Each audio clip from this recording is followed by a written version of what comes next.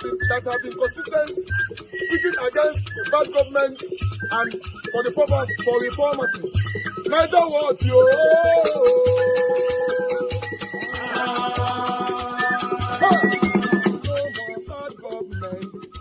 No more bad government. Niger what? No more bad government. Niger what? No more bad government. The only media that have been speaking. No more bad government. The voice of the voiceless. No more bad government. No more bad government.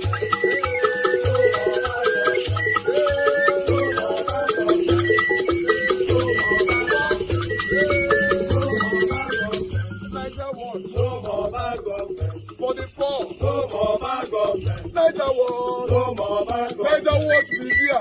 No more bad government. No more bad government. No more bad government. In Nigeria. No more bad government. No more bad government. No more bad government. The only media. No more bad government. The number one media in Nigeria. No more bad government. That have been speaking against government. No more bad government. Niger what? No more bad government.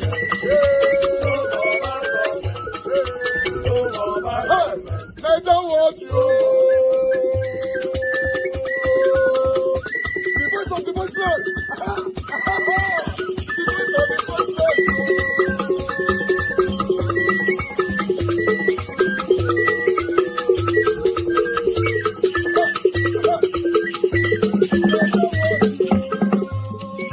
Voice for the voiceless. Voice for the voiceless. Niger what media? Voice for the voiceless. Niger watch media. Voice for the voiceless. The only media that have been speaking against bad government. Being consistency since 1944. Voice for the voiceless. Voice for the voiceless. Umuwame. Voice for the voiceless. Umuwame. Voice for the voiceless. Voice for the voiceless. Voice for the voiceless. Voice for the voiceless. Voice for the voiceless. Voice for the voiceless. Niger what you? We have been seeing all you guys have been doing, and we recommending to everyone in Nigeria, saying that you guys are the number one. Niger what you?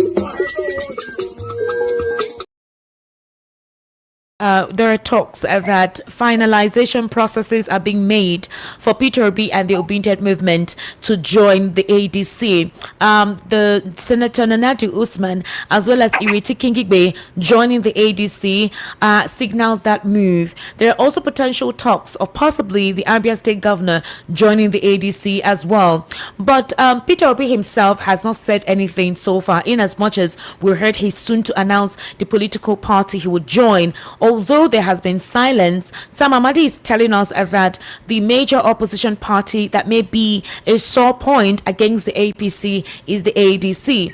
But the ADC is currently going through its own issues, and it feels like certain members of the party have skeletons in their cupboard which could be used against them. One of them is the former Attorney General of the Federation, Abubakar Malami. He was granted bail.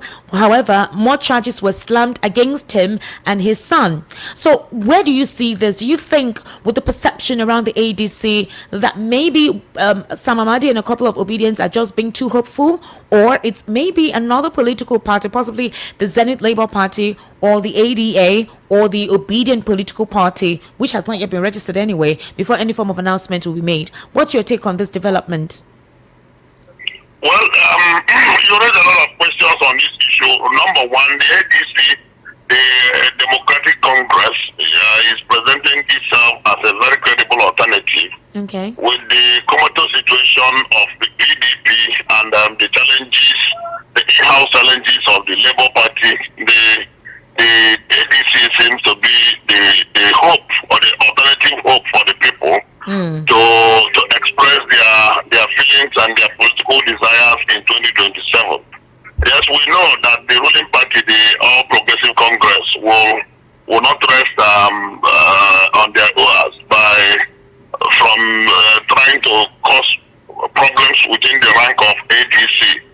And they have been trying to do that, and have been getting some repulsions, being repulsed by the leadership of the ADC that seems And that is why they are now trying to pick the people in the ADC one after the other to unrattle them, and then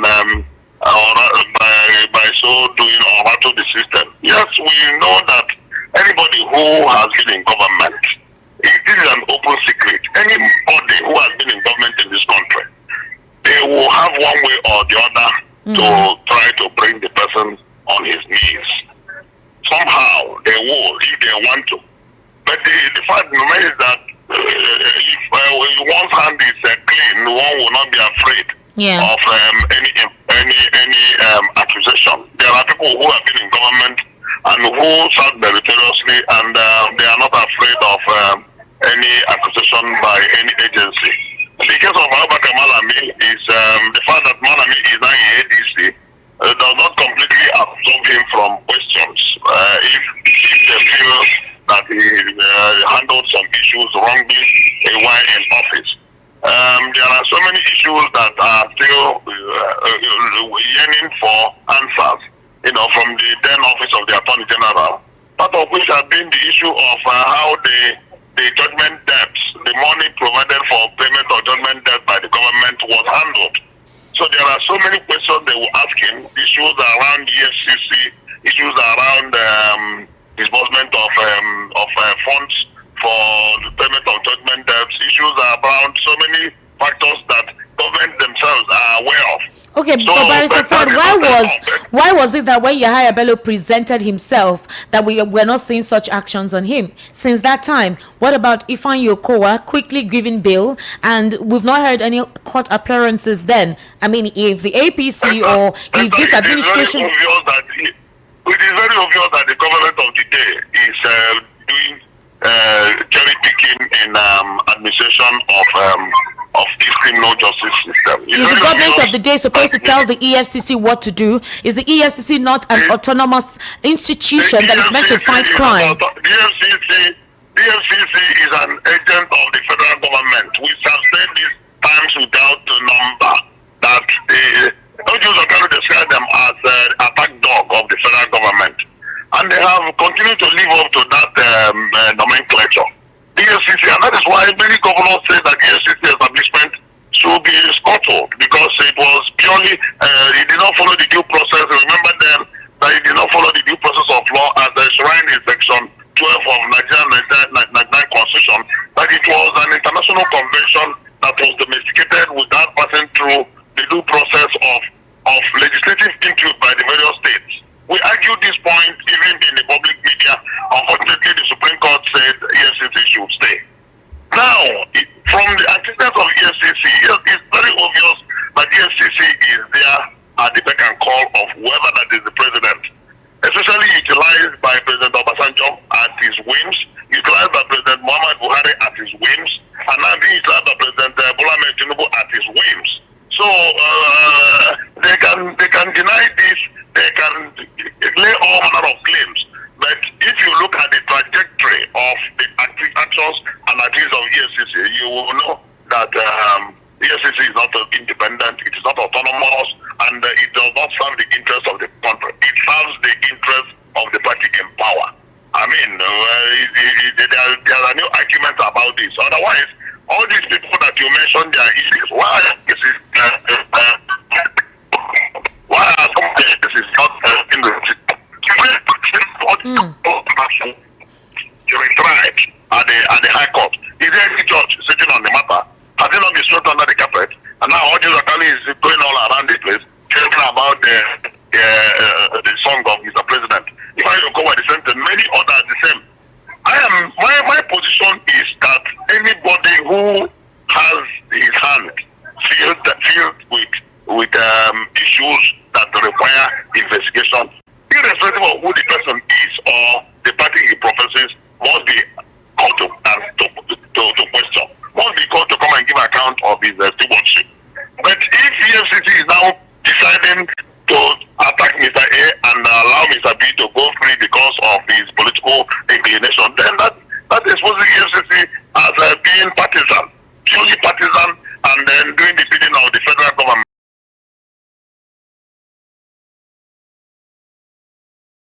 Today's declaration. that he is qualified to lead Nigeria. Makinde made the comments during a media party in Ibadan on Tuesday, citing his private sector experience at Shell, ExxonMobil, and Chevron, noting that at 29 years old, he secured a $1 million contract. The governor also stated that he would not support President Bola Ahmed Tinubu's re-election and expressed concerns about democracy in Nigeria. Let's take a look. But the real issue is that I was in a meeting with the president and Wike. The president's chief of staff was also in that meeting, and a few others. And Wike said to the president that, well, sir, I will hold PDP for you, against 2027. I was in shock. So we got up, we got to the veranda. I said, Wike, did we agree to this? The real issue is that Wike would like to support the president for 2027. That's fine. It is within his right to do that.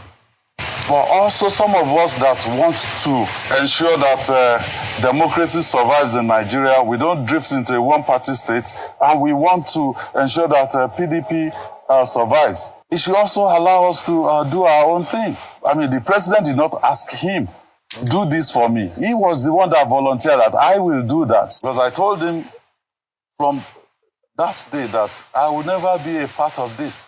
And that is why I will not be supporting the president for 2027. Wike can support him, he's within his right, but also it is within my own right to decide within the political space who I will support or what I will do in 2027.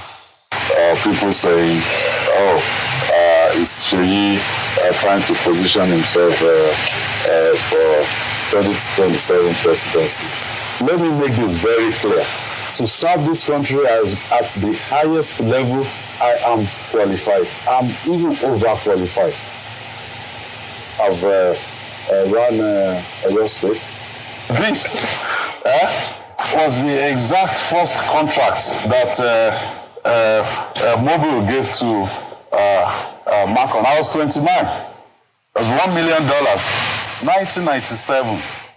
Wike perhaps at that time just left law school.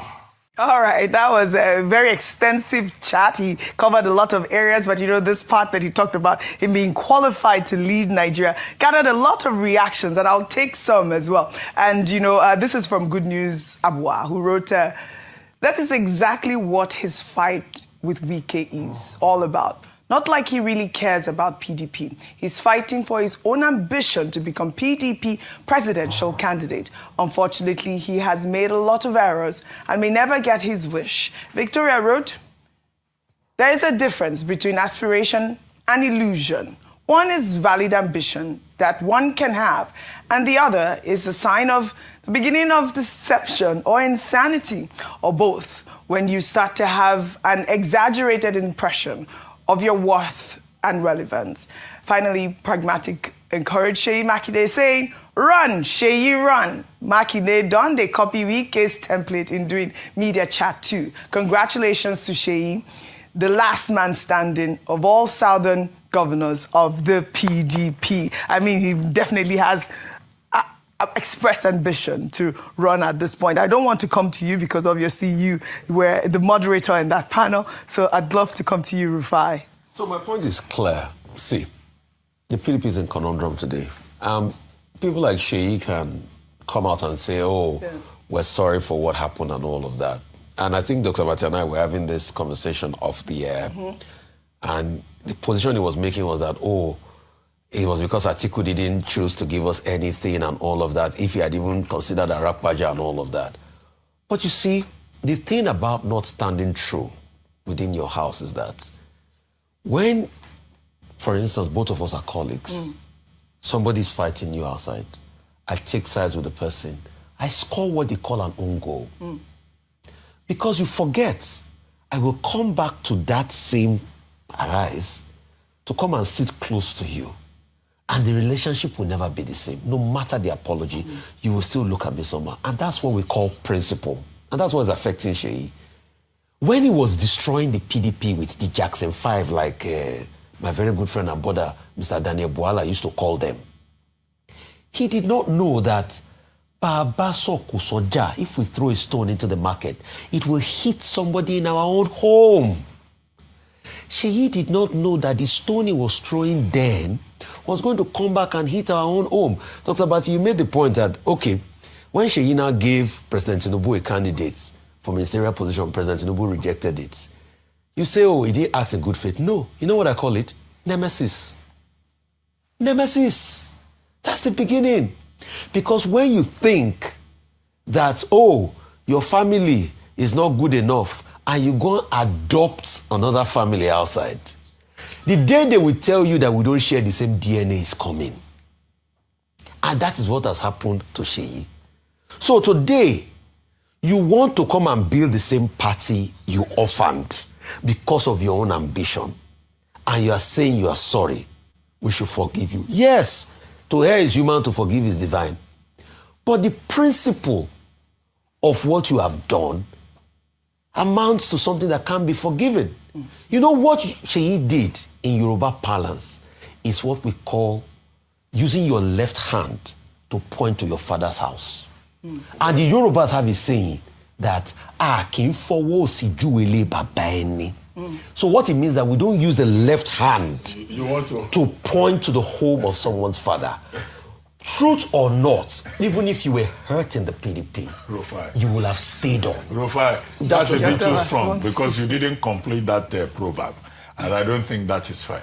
What is the conclusion of it? I don't know. No, please. I will not help you to assist you. Go and find out as a Yoruba son. Now, very quickly, I think Governor Makinde was not giving an apology. There was no point in that conversation where he said, I'm sorry. What he was saying, he was standing on principle. And he was saying that, look, he is convinced, or he was convinced in 2023 that the leadership should come to the South with the evidence that he had seen with his own eyes that Vice President Atiku Abubakar was referring to those of them who wanted that rotation of power as small boys.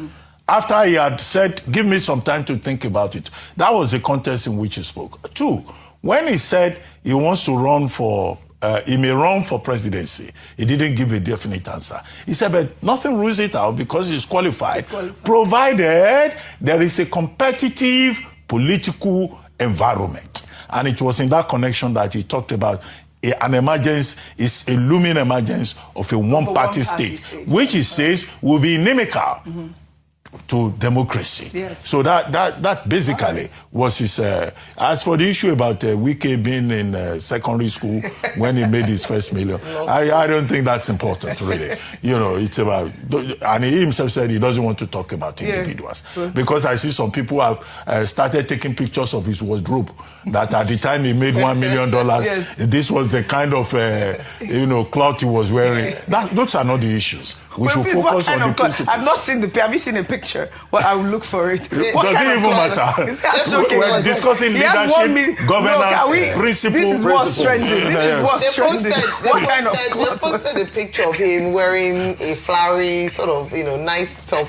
And my editor has to look for that picture. I think that was just a distraction and just was a low blow. Maybe he used the $1 million to do something else instead of buying clothes. Maybe he doesn't have an interest in the way he looks. He just was doing other things. But I think very valid is the fact that I think it's important not to downplay any politician's ambitions to want to be president. Okay. According to the Constitution. When I was teaching at Ogun State University, it was then the richest man in Agowoyi. If you saw him, you will not believe it. Yeah. Okay. And yes, the man had most of the houses in the town. Yeah. True. Very humble. Correct. So you don't judge somebody. I love judge somebody. There are a lot of wealthy people. Governor Sheyi Makinde, if you look at it, he's a very modest person. All right. And it shines through. He's a very modest person. All right. You don't have to be a costume. But the good thing is that he made $1 million at the age of 29. Which one of you has made $1 million at 29?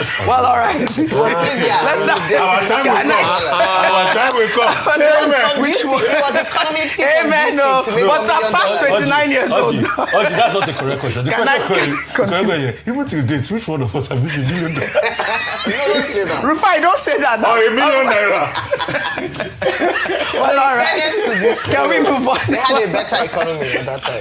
Though you have journalism, somebody said that. Some journalists see 1 million naira. They will faint. They will roll mad. All right. All right.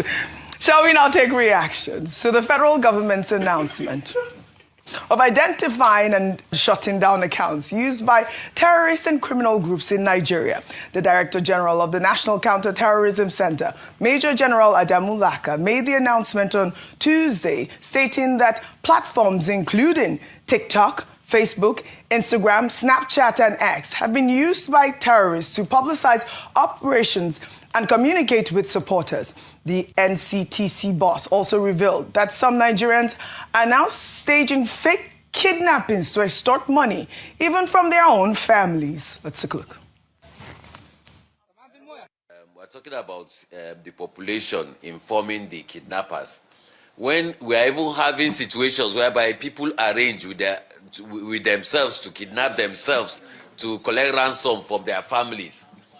You understand? I've seen situations whereby a boy arranged with his friends to kidnap him so that his father can pay the ransom. Some will even arrange them themselves. There's their AI tools where you can change your voice. You say you've been kidnapped, ask for the ransom, you pay yourself, and then you reappear. So I think there's a need for us to resuscitize the population. Yeah, it's becoming this serious, Ayo. And I'll take some reactions. This is from Adebaji, who wrote, "I can't agree less with him. Many youth have now turned kidnapping into a business. It is no longer limited to bandits alone." And then another ex-user wrote, "Because the government now negotiates with bandits and kidnappers alike, who no go one negotiate with a whole government?" Very valid point, right?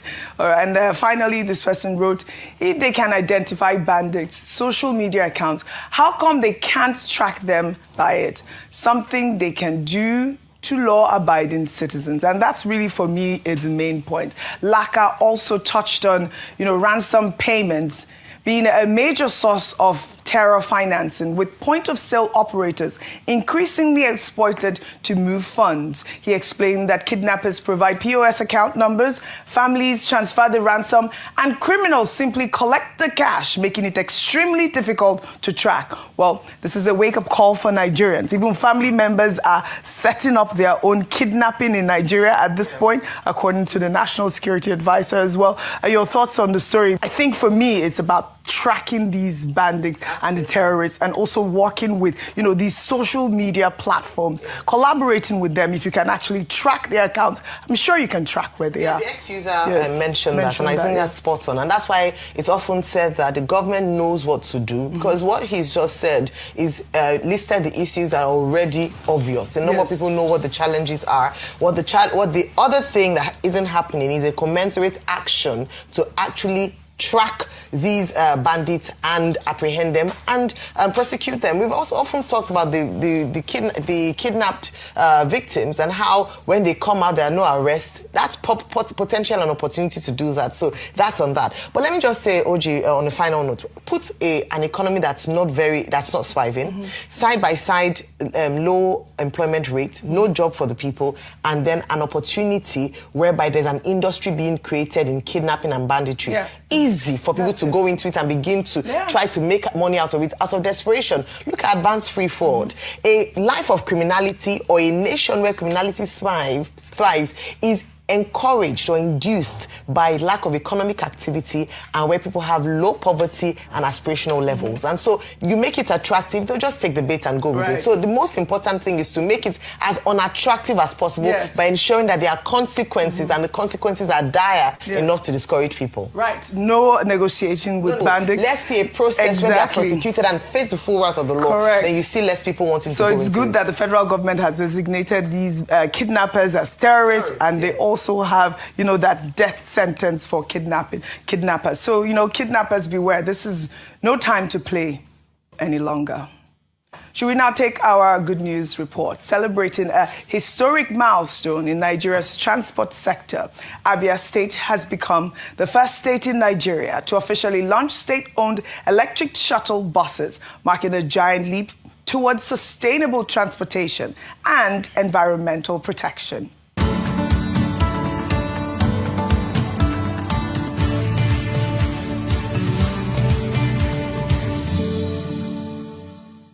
Well, the groundbreaking initiative was unveiled on Monday at the International Conference Center in Umuahia by none other than the Director General of the World Trade Organization, Dr. Ngozi Okonjo-Iweala, alongside Governor Alex Otti. The first batch consists of 20 fully electric buses manufactured by the Cross-Charis Group, operating under the Abia Green Shuttle Electric Bus Service. Dr. Okonjo-Iweala praised the initiative as a bold step towards addressing climate change, noting that although Africa contributes only 3% of global carbon emissions, the continent must still play its part in promoting a cleaner environment. Governor Otti explained that the state initially considered compressed natural gas buses, but decided to leapfrog straight to electric vehicles to achieve zero emissions.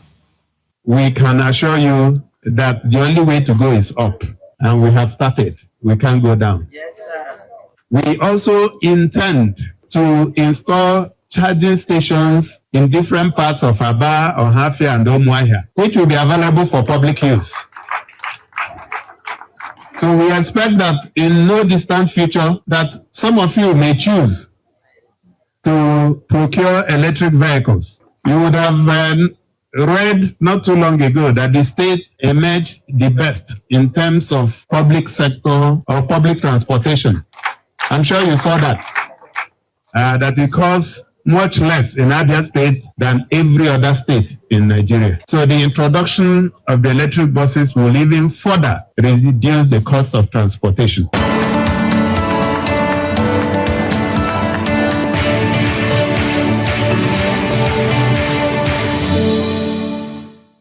What a phenomenal achievement for Abia State. Governor Alex Otti's vision has positioned Abia as Nigeria's sustainability champion. The buses are fully compliant with the needs of persons with disabilities and will provide free transportation for Abia residents from December through early January 2026. Of course, congratulations to Governor Alex Otti and the good people of Abia State. This is the sort of initiative that we love to see. And you know, the great thing is that the 20 buses were manufactured in Nigeria by the Cross-Charis Group. And I think for me, this is really, really an innovation. Congratulations to Governor Alex Otti. Well, speaking about private sector engagement, founder and group chairman of Hares Holding, Tony Elumelu, on Sunday hosted a bipartisan United States congressional delegation at the Transcorp Hilton in Abuja. The meeting brought together American lawmakers and Nigeria's private sector leaders for strategic dialogues on economic cooperation.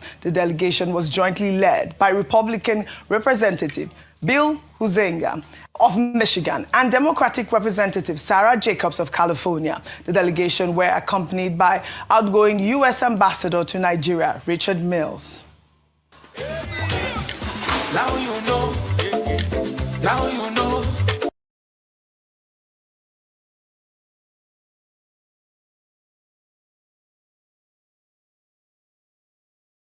Intervention. I mean, this is great to see also the private sector engaging with international bodies. We have the story of, you know, in Abia State of Cross-Charis having to manufacture Nigeria. This is all about the growth, the Nigerian economic growth. So I'd say at this point, because we don't have time, kudos to Tony Elumelu.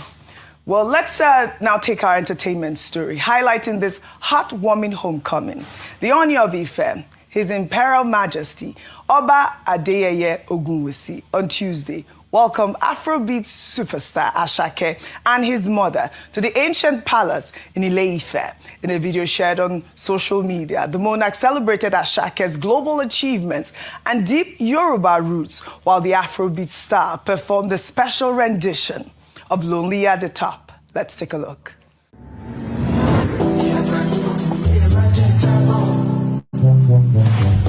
I mean, this is is such an incredible story.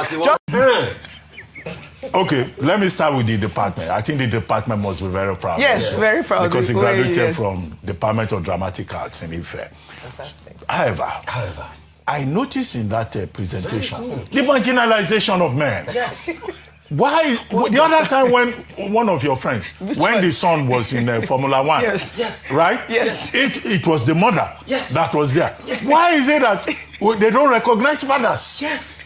We did what not do you mean? suffer. You mean the father did not escort? He went with his mother. But the father did not escort. He should have invited his father too. We want to be seeing fathers too. What is his name?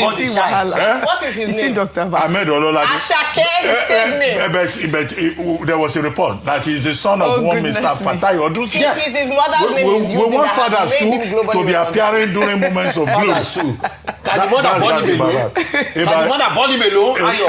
Can the mother born him alone? About TOE. That's Mr. Tony Elumelu.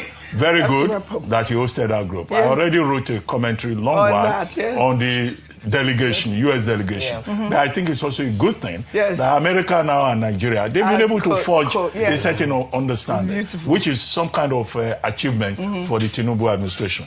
On the electric vehicles, okay, kudos to Governor Oti for insight, for foresight, for innovation. But we hope charging infrastructure will be provided. He said so. We hope that the management will be PPP, private sector, because when they say state-owned, government doesn't manage things very well. And finally, are you sure they are the first? Because Lagos in 2022 and Wandu for electric vehicles, talked about electric vehicles too in Lagos.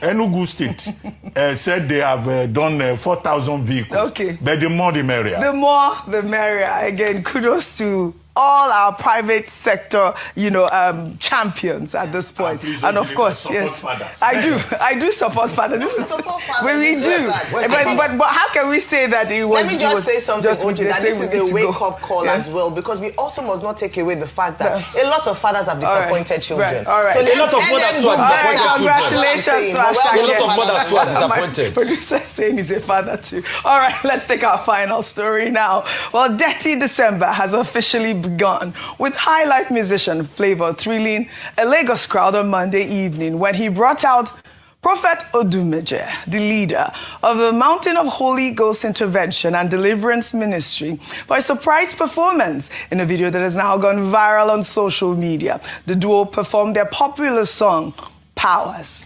electrifying the crowd. Let's take a look.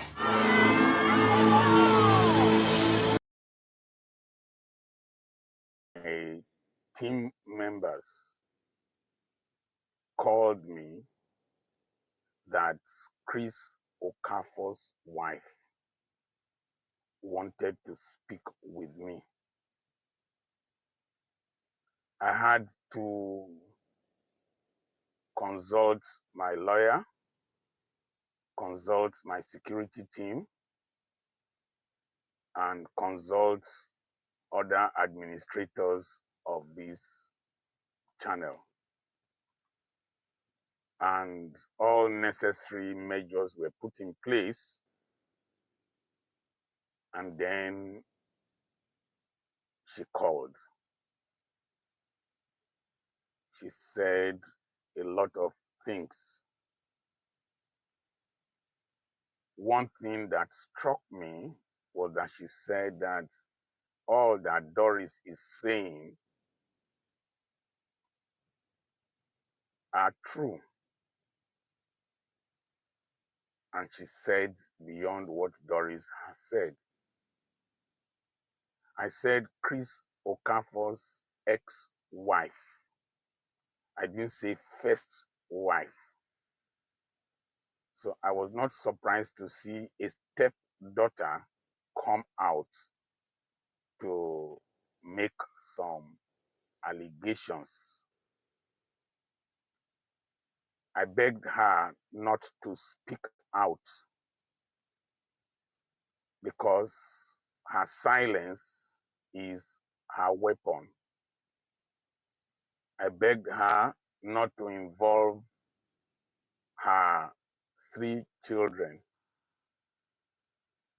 the one schooling in a private university, the one at home, the boy, and the one in Canada.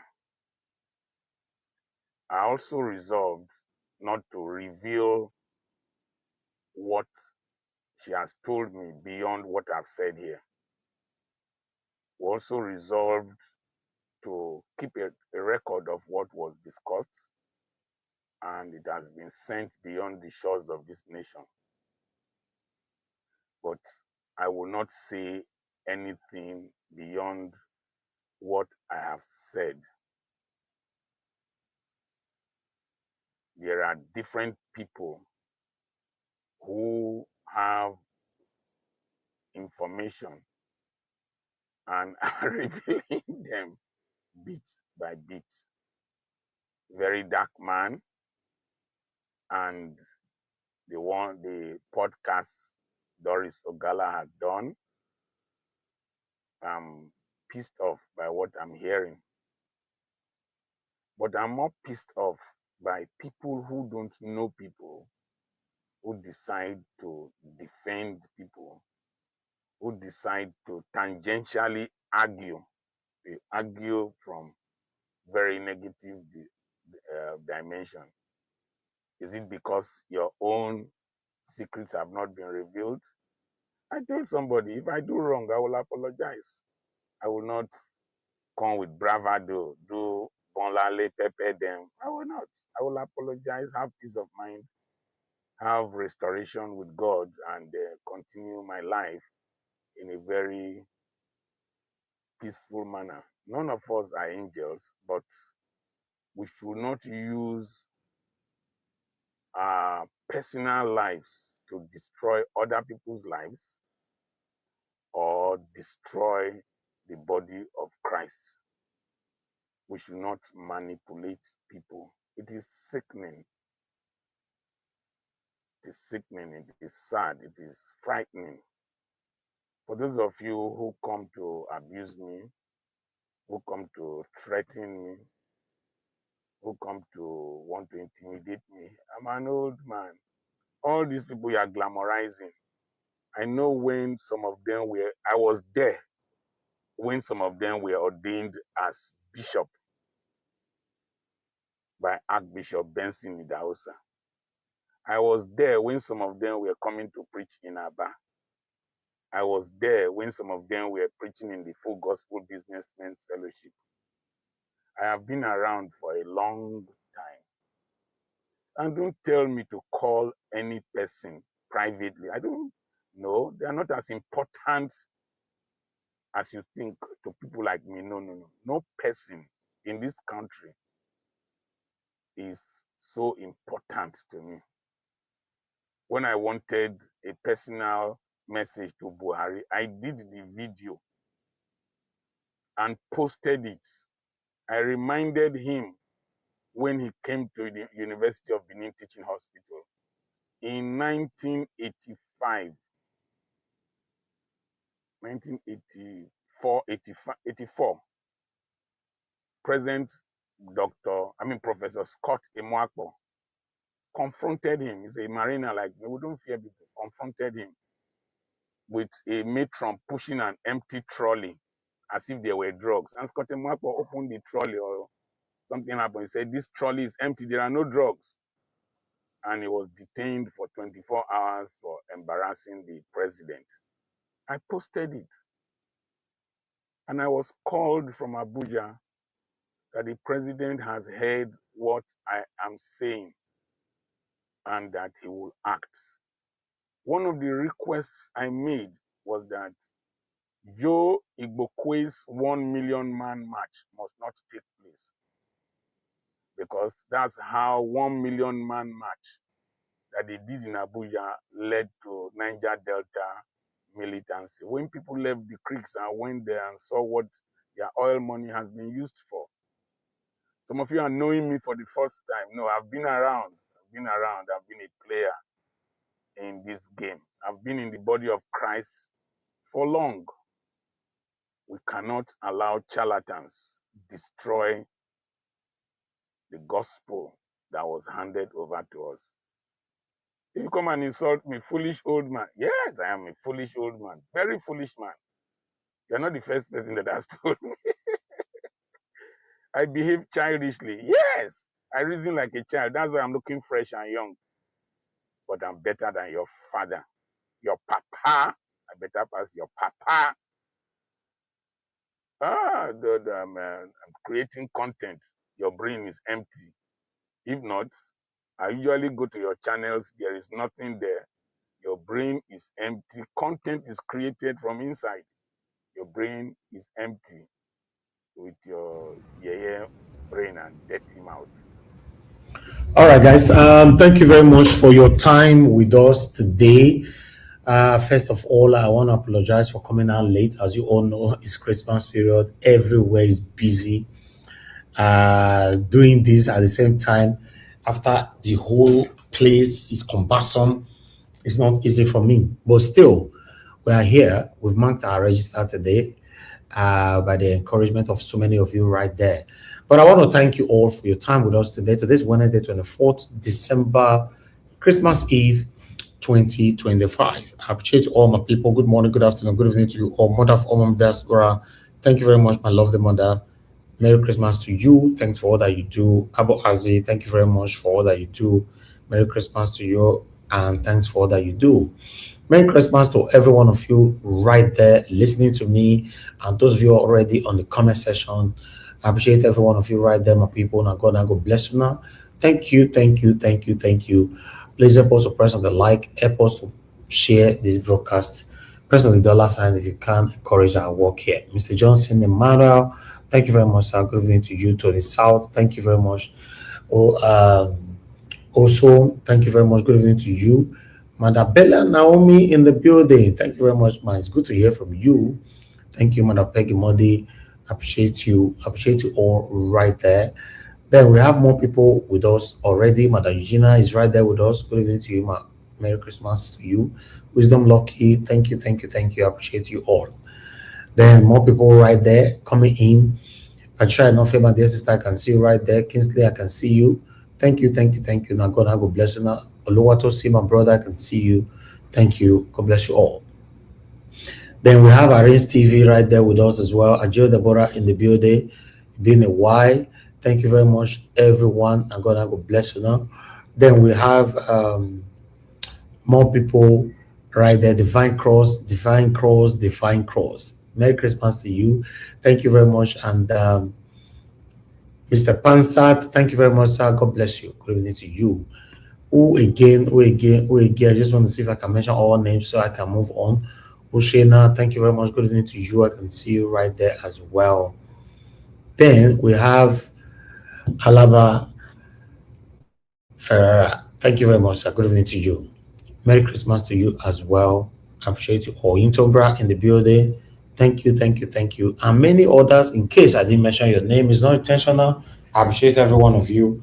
Right. For those of you that want to join tonight broadcast, we understand it's Christmas Eve. Please join us now. If not, we'll have the shortest broadcast today so that we all can go prepare for Christmas. Yes, I know so many of you don't they cook turkey now. Make una invite me come because I'll be the one with some of you they do. Just send your address, come now. I promise you, I will come to your house, man. I can't eat turkey. Yes, I know the joke. Send your address when you test me whether I know will come. Yeah, it no matter anywhere you are living in the world. Just send your address. I will knock on your door tomorrow. I will say, Mr. Kingsley, where's my turkey? Divine Cross, where's my turkey? Ajia Deborah, where's my turkey? Mr. Alaba, where's my turkey? Make una try me. I'm coming to your house tomorrow. I go visit everybody's house at the same time.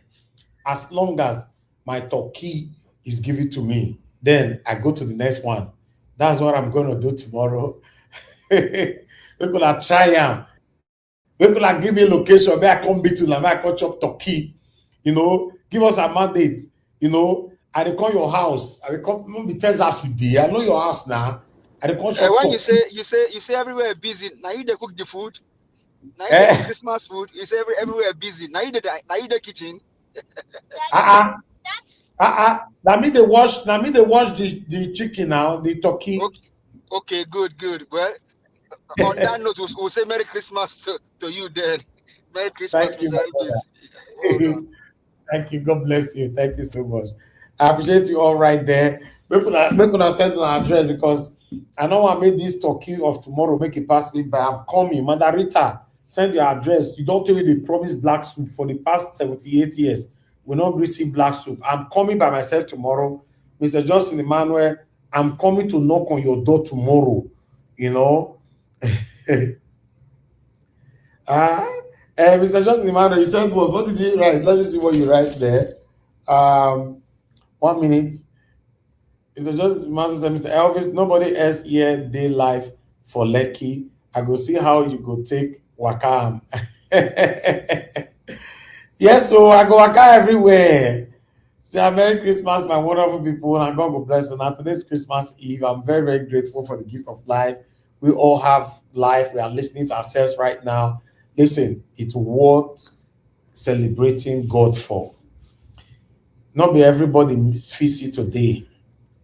Especially this year was a very challenging year for Nigeria and Nigerians as well, most especially Nigerians at home. So many people could not see today. So we have every reason to be grateful to God. Say, okay, Osawese, for making us to see today. And He will continue to protect and guide us to see many, many, many, many, many, many, many, many more years with good health and all the good things of life. In Jesus' mighty name I've prayed. Amen. All right. I would like to quickly talk about kidnapping. When I know say we don't always get our credit like that. You know, say that video that I played just now stated, according to that, whether a police officer and I talk about that, I don't know who that man that was granting that press conference. You know, he said there are now people now who are now hiding under the guise of this kidnapping and kidnapping people, and the same time, you know, extorting money from, including their parents, you know, and all that. No, say nobody give me the credit because I remember I said something like that. And I said, this kidnapping of a teen now is not banditry only now. Your family members are part of the people kidnapping right now. They set you up for kidnapper for monetary gain, you know.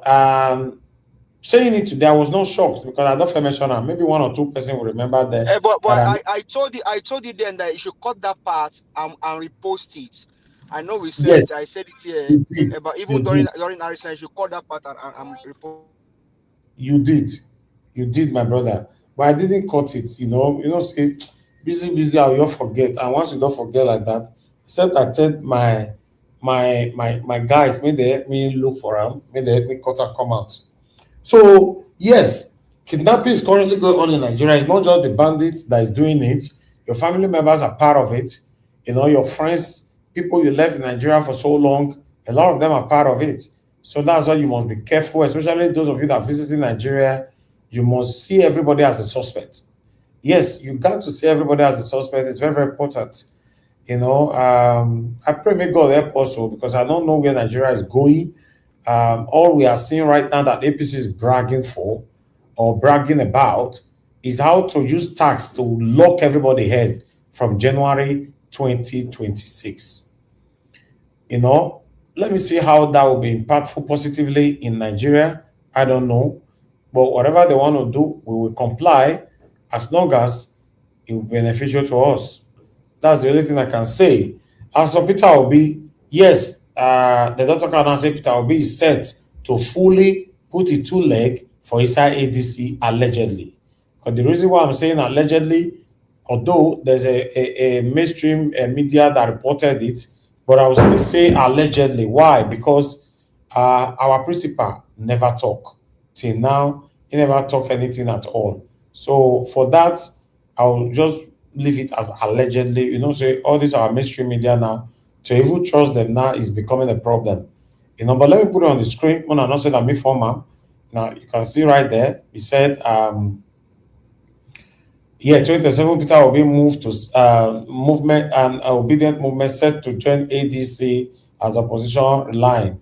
So you can see ahead of 2027 general elections, strong indications have emerged that Peter Obi the former Labour Party presidential candidate, has concluded arrangement to move fully into the African Democratic Congress ADC to pursue his presidential ambition.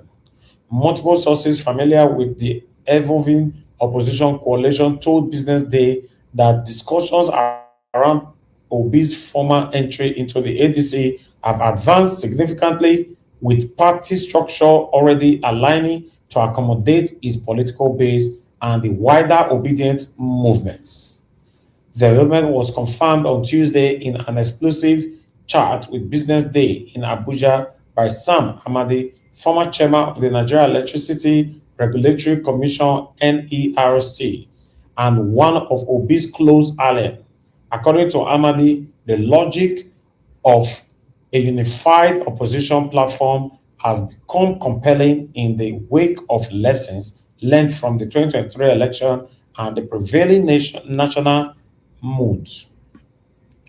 So he went on by saying that Business Day gathered that Peter Obi loyalists have already begun to strategic position within ADC coalition party. Insiders point to the recent defection of Ireti King Ibe, the senator representing the Federal Capital Territory, and Namdi Usman, who co-chairs the Kaduna State Working Committee of the multi-party coalition, as evidence that groundwork is being laid ahead of Obi's expected four-man move.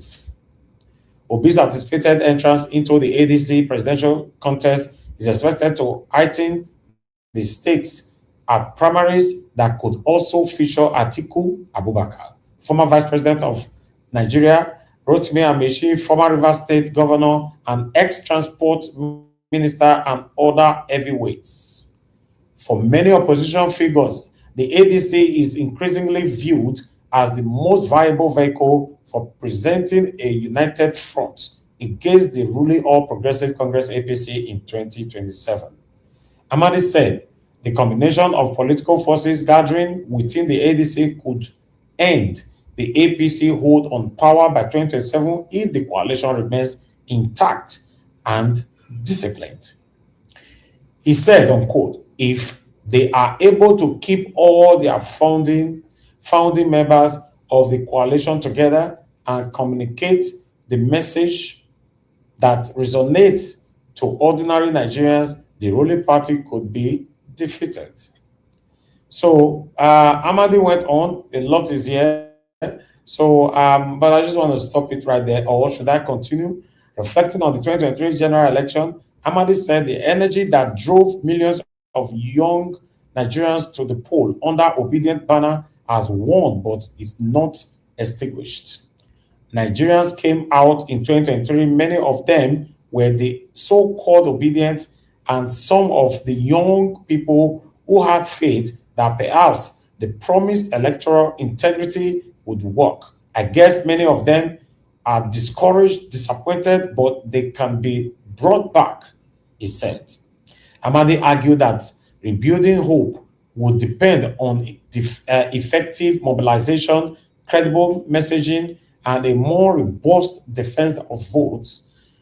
And if they are able to communicate and raise hope again, and the INEC is better policed, and these guys also fight back against rigging, intimidation, with Tinubu now emerging dark act using strategy of perhaps forcing, intimidating the opposition, I think they could defeat the government, he said.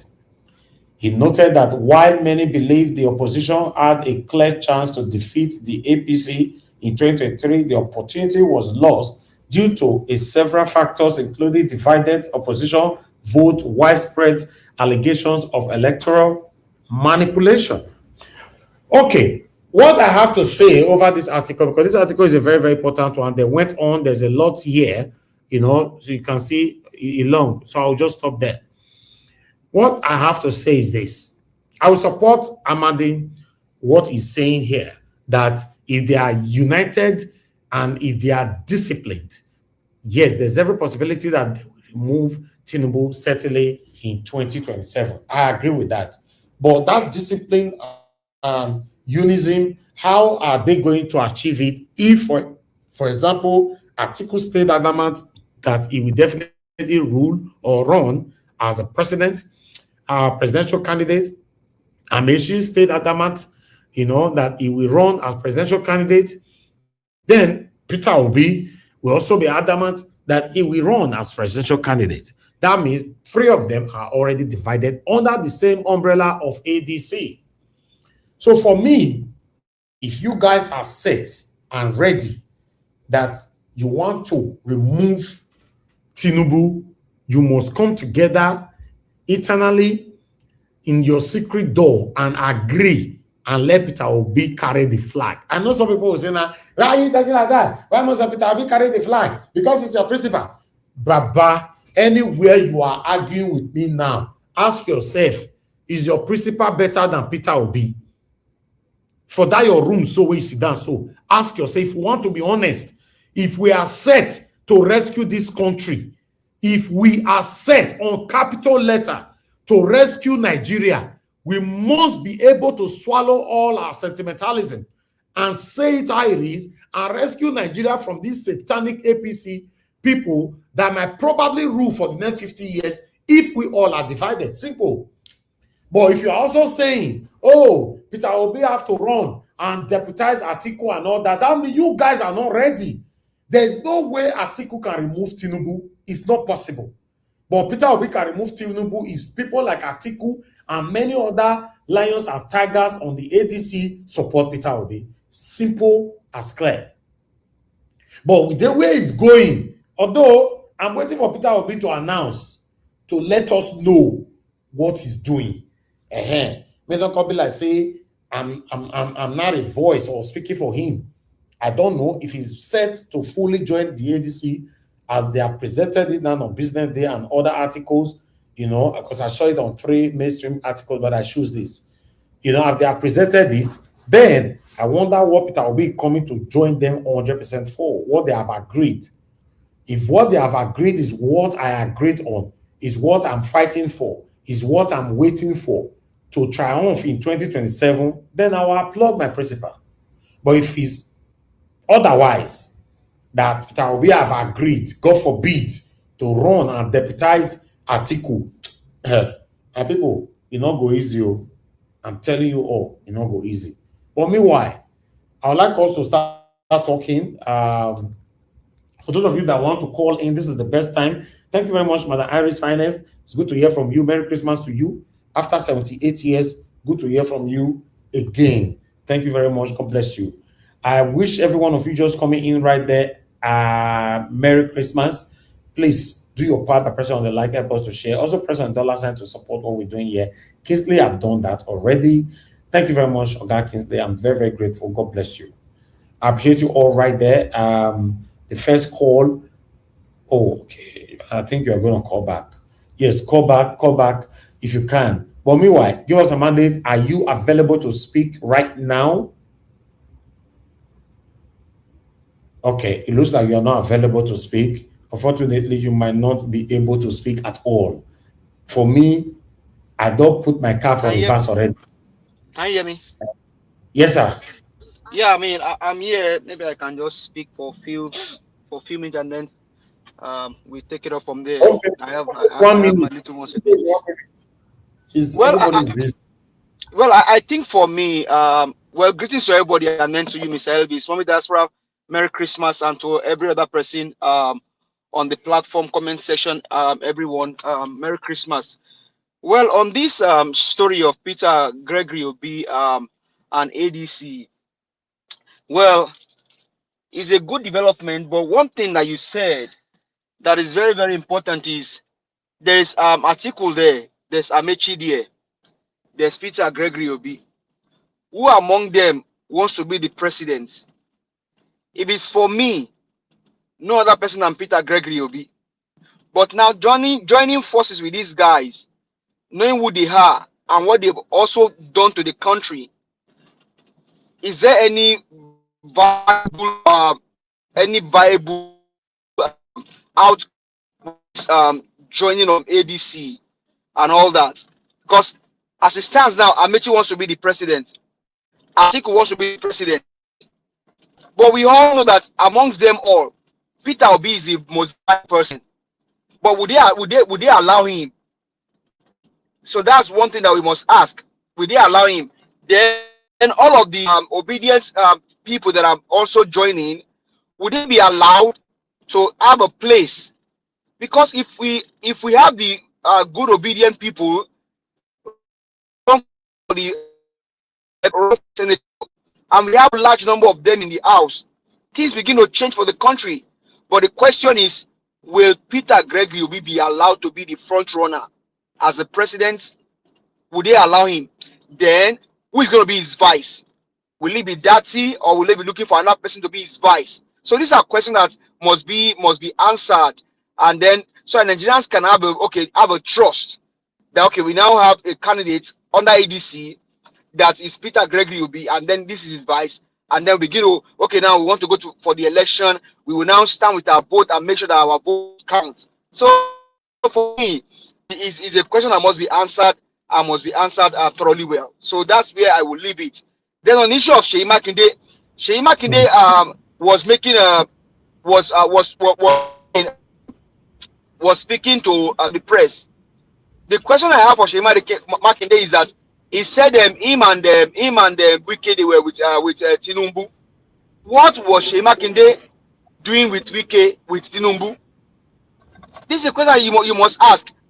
Is it that Sheyi Makinde also was in connivance with Wike, and in that meeting they were saying that they were going to support Tinubu, and he's now coming out to come and say different thing? You cannot ask Wike a question now. So what Sheyi Makinde is saying, Sheyi Makinde, what were you doing with Tinubu? What are you doing with him? So that's where I will leave it for now. But all of these things are just Nigerian politicians, like Blackwater will say, they will never change their tactics, they will never change their ways. We just need a person that can save the country. So for me, that's where I will leave it, Mr. Eb. Thank you very much. Thank you, my brother. I appreciate you for giving your own submission on that particular one. Meanwhile, I'd like us to hear from the next person that I have on the phone.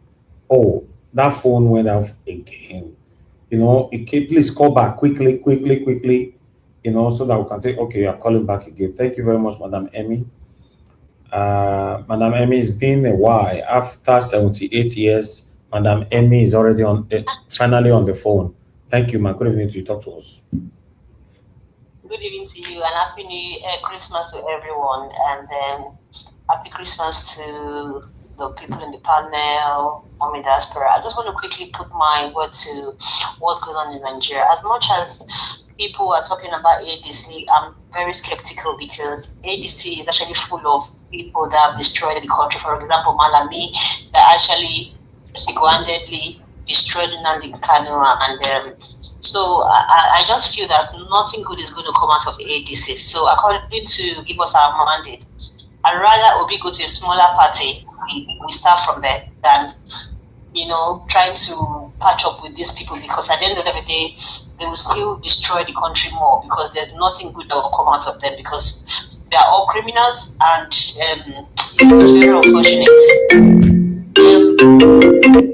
Go ahead. The other thing again with Nigeria is we have a very long way to go with regards to the primaries, like what the senators actually agreed on, not criminalizing, people giving money away. So it's going to be so difficult. I'm just very, I'm heartbroken. So I just want to put that on.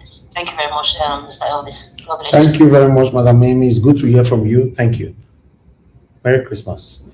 Okay. Yes. I appreciate you all right there. Thank you so much.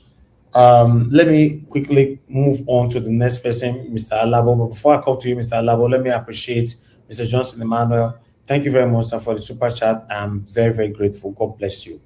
I appreciate you all.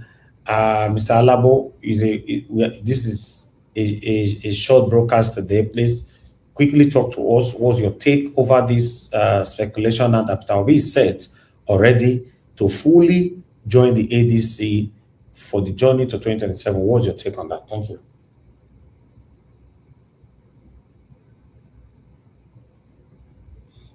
We can't hear you, Mr. Alabo. Are you there?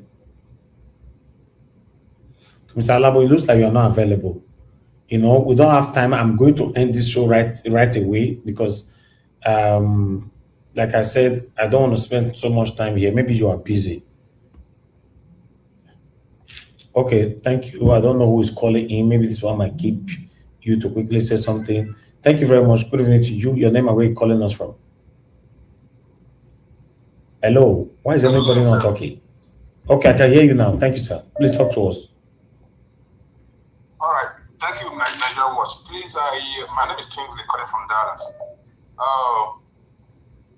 I just had a lady speaking about that it's better for P2B to go to a smaller party and take it from there. What happened in 2023 was a political tsunami, and it has defined who is who in politics in Nigeria, and they know where Obi is. From a reliable source, Obi is going to get the ADC ticket, and that's what we need. So with that, I can tell you freely for now, that's going to be a very big battle between Obi and APC. So for now, let's keep our fingers crossed, and at the end of the day, we'll see how it turns out. Thank you. Thank you very much, sir. God bless you. I really do appreciate you. Thanks for calling in. The next person that was calling in just now, please quickly call back so that we can take it from here. You know, I can see someone else was calling in just now. You know, please work with me swiftly, my people. Okay, Felix. Okay, let me return it. Since you are trying to call, If you are there, please talk to us on time. Yeah, I can hear you. Thank you, my brother. Good evening to you, sir. Talk to us. Hello, you are not talking. Hello. Can you hear me? We can hear you. Thank you, sir. Good evening to you. Talk to us. Nigeria what? Talk to us, sir. If you can't hear me, I'll hang up the phone. Oh, okay. What I was trying to say, Merry Christmas to everybody on your platform. You see all this lady that is coming up, say all of them they are criminal, Obi should not go there. Why are they saying this? All of them are criminal, but somebody got to fix the problem. You understand what I mean? Hello? Go ahead, sir. We can hear you. Yeah. All these people come in say Obi should not go here, Obi should not go. Why can't they themselves? Why can't they run? If it's easy, why can't they run? Obi should not go there, should not talk to this, should not. The country already spoiled. He have to manage. He have to try to manage it to find out the way out. Why do they always come to your platform? Oh, they are criminal. It's not gonna work. Obi is not gonna. Why are they doing all this kind of stuff? Why can't they themselves run and see who is gonna vote for them? That's all I got to say. Okay. Okay. Thank you, sir. Thank you very much, sir. God bless you. Yes, sir. Okay, I appreciate every one of you right there. We're gonna not first say the Russian now. If you ask again, but let me thank Mana Pegimondi Chapali.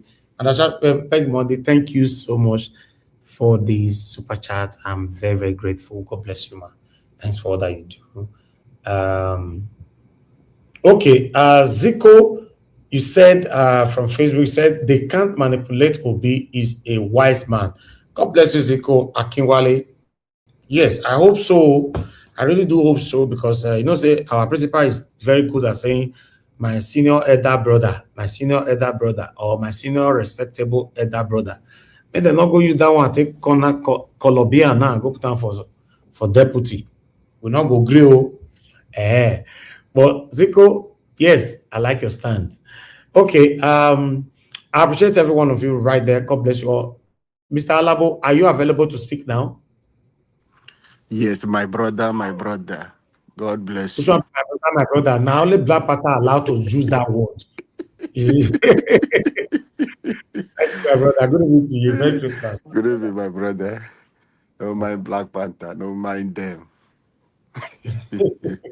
Now, 2-5 yesterday, not be small for you. Don't be small. Don't mind Black Panther. They talk. Did you hear what? Good evening, sir. Good evening, everyone on the comment section. But you hear just like I never watched that Chey Makinde interview when I was telling Black Panther yesterday that this thing, Wike was doing those things just to preserve and show himself that he's still relevant.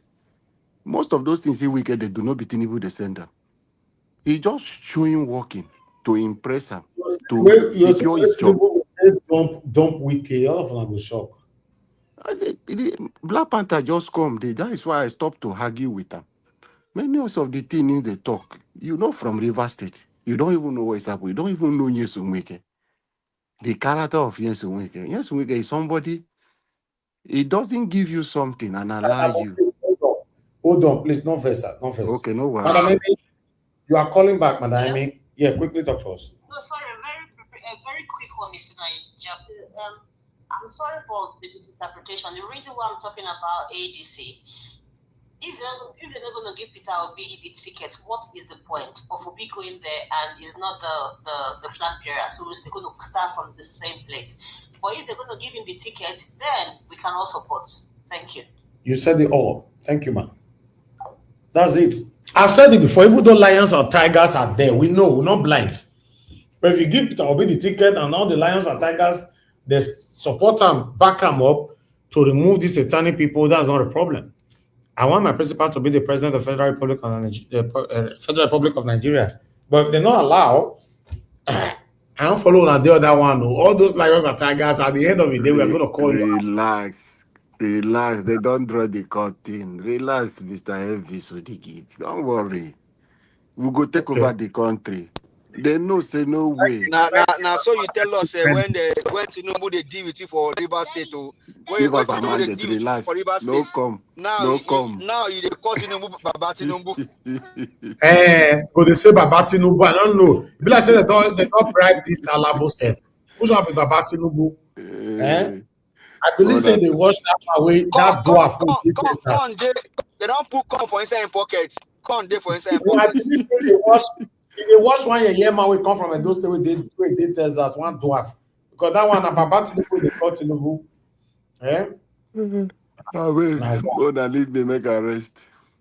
Thank you, God bless you, man. Thank you, James Osagie. I'm very, very grateful. Thank you so much. God bless you all.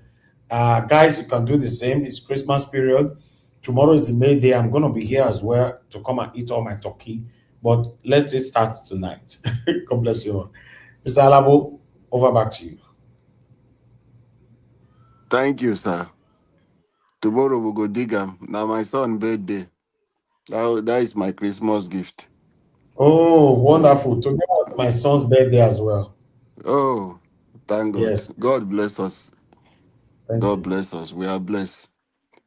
Happy birthday to them in advance. So, Mr. Elvis, like I was saying, don't worry. The ADC, they have seen that they don't have any other option. Atiku cannot put Tinubu. They know Tinubu. You know when I started, Mr. Elvis, if you can recall, let those things. You know when I started telling you that the Tinubu strategy is a strategy for what? South against the North was what he started that thing. When you see governors begin to defeat, we want to use it to say I did not want to remove those things. And that was what he's using. To take the middle belt, take the South, and use it. That was the strategy. So them don't know, ADC, they don't know. I've been telling people here, don't worry. The vibrant people who are young, who have ambition to become president, Atiku chances of becoming president, it will destroy a lot of northern people who desire to take over after Tinubu will finish his 4 years. Peter Obi will complete the remaining 4 years. So all of them are waiting. So the chances are there, and it's conspicuous, my brother. All of us can see that nobody can remove Tinubu except Peter Obi. And them, they know the truth. No matter how the agenda they have been pushing, Tinubu have thwarted it, have taken them down. Northern is coming to do this. They know that Tinubu don't block all those things.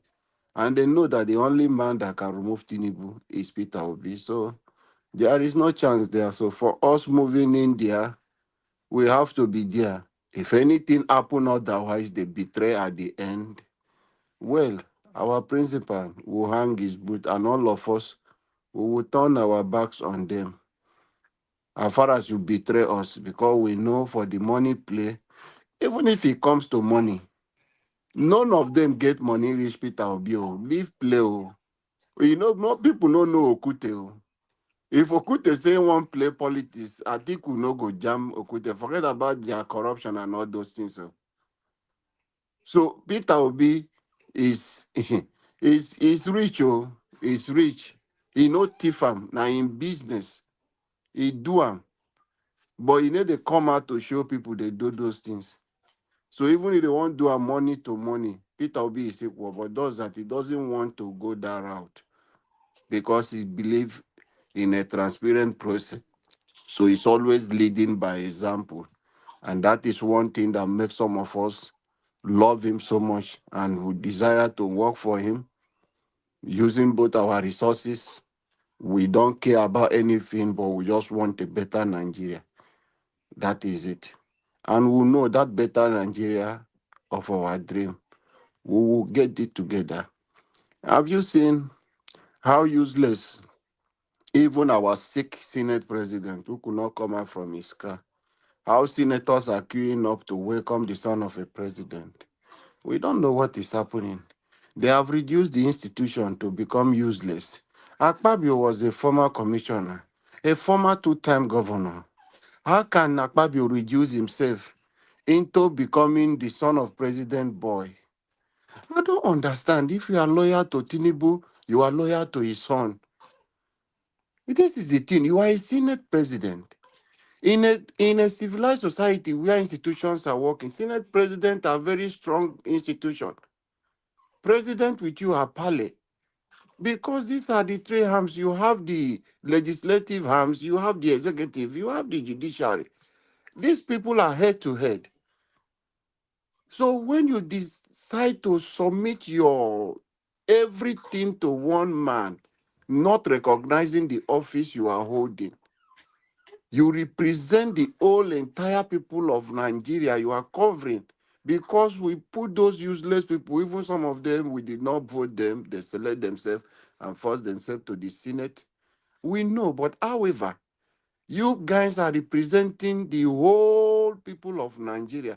Every constituent are represented through those people. Those cowards are sitting down there, they don't know anything, taking $50,000 and $30,000 as alleged. So you see them where they are leading. How can you go and queue up welcoming the son of a president? Is it how the Senate, how useless they have become? President Tinubu will come in the Senate, in the parliament. Our parliament will be singing on your mandate. You go to the judiciary, is on your mandate. Which way, Nigeria? So we have to do everything possible. It's the unity we need. Let us come together. We will remove Tinubu. No matter the ethnic bigotry and all these things, their strategy they are putting. Nigeria, don't be scared. 2027. Some of them will not even be in Nigeria to witness it. They will run away. They will run away because they will not stand the heat from the masses. They cannot stand the hunger and how the masses will turn to them. Mr. Elvis, don't worry. Maybe you feel Nigerians, most of them are gullible. Once they come like this, they will do. The hunger, Pro Max that they are bringing. And one thing I'm happy, let them implement that tax reform. I want them to implement it so that by the end of year, towards that time when it will reflect, because the election, except the National Assembly will go and force them to bring the election to happen in 2026 as they are pushing. If not, by the end of the tax year, that they will tax a lot of people. People will stay like this, money will disappear. They will use this thing. I remember when we were growing up, people, if you have Bia for first, I don't know how many of you witnessed the tax under tax collection under, is it a Buhari regime and the Babangida? People will be running. They employ people who can run. You will see tax people chasing people with Bia. Whether they work, that was so. This is the thing now in this modern time. They want to come and bring that same pattern of taxation on people. So everybody should get ready. You will stay like this. You want to go to bank to collect your money. They have that power, which would, most of those things they steal and go and put it, insert it into the gazetted one. Those are part of the things where they will come and freeze your account, where they will come, they put that power on themselves, not going through the judicial process. So they can freeze your account, take that money by force, or seize your asset in place of when there is no money. So you will be doing something maybe at the end of that year, November, you collect the money, go buy rice to do this thing. You don't know, say you the whole tax. When you buy that rice finish, they come for your house, say, Mokona pack out. Say this house belongs to Tinubu. That is what will happen to you at the end of the year of 2026. So everybody, so with that, if that will happen, Nigeria people will begin to see it and they will pay them back in 2027 for the election. So it's not going to be easy. Even APC will explode before then. Don't worry now. All those useless set of people, all of them going together, forming themselves, say they are defecting. All of them want to be senator. They want to be governor. They want to be House of Assemblies member. How many of them will get the position? So it's not. So when it happens, some people could not get. They will find a place because politicians are never belleful. They are always hungry. They are going there because they want to pick a ticket. So when he gets there, and some of them who will get there, with how expensive now they are projecting that the form is about a billion or 10 billion naira to buy a presidential form. Some of them who could not stand those ones will find a party they will run to. So don't worry yourself, relax yourself. From 2026, you will see massive defection from APC to another place. That fear of Tinubu, some of them will not have those things again. Those intimidation, he will be overwhelmed. He will not be able to do anything against Nigeria. Then we will take over our country. But what we are praying today, I'm praying that God should preserve the life of Tinubu. The remaining 1 year plus, let him finish it. May nothing happen to him. Nothing will happen to him, no matter what people are planning, so that Shetima will be vice president. May it never work. Let Tinubu finish. Continue the hardship. Let Nigeria experience it. We have done a 2 years plus, the remaining 1 year plus. We are almost there. Let him finish. We know we are sending him packing. And he's packing it. It's either he will go to Benin Republic, where he come from, because that is his state of origin, or he go to France, his second home. We are sending him back because we know he's not going back to Lagos because he will be scared of Nigerians, what will happen to him. So he will go back to those his country where he come from, because he have sold Nigeria to France. He has done a lot of things against Nigeria. He will not be able to stand those shame. So he will run away and leave the country for us. Nigeria, I want you people to mark this. So everybody should buckle up, brace up, and let us get ready. Peter Obi is coming. Come 2027, no matter anything they are doing, APC have agreed. A lot of people have supported. It's a good decision, and we are all moving in. We have the structure. We are the people. We are the structure. So all those people you saying, they are just few people. The top politicians you are hearing about in those ADC, you can see if they want to do their gathering. How many people do you see? But you, millions and thousands of Nigerians across the street who want a better Nigeria, you are the key. You are the structure. You are the one that will decide who becomes your president. It's not those few people. It's only when we become cowards and we become so weak, gullible, and we decide not to take our rightful place by demanding what is rightfully ours.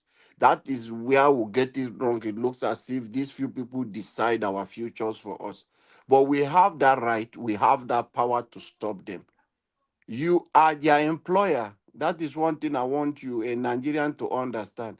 President Tinubu is your employer. You are the one paying to President Tinubu's salary. That is why we can stand boldly to question and challenge him on this attitude and reckless borrowing and how they are spending, squandering our resources, dissipating it for useless things that we cannot account for. So you have that right. They are your employees. You, the Nigerian people, you gave them the job. You are the one paying them salary. They are your servant. But we allow them to do it in the other way around. Now turning us into servant, our own servant now turning us into servant. So look at that embarrassment. You employ a house help to maintain your house, a gardener to maintain your garden, and your gardener now becoming your boss, manipulating you, using the state institution. making you, causing you into becoming more poorer. So it's when we realize our stand, who we are, then we will have that, remember that we have that power to push these people away. We can do it come 2027. Let's also hear from Mr. Pansat, please. Okay, Mr. Passat is here.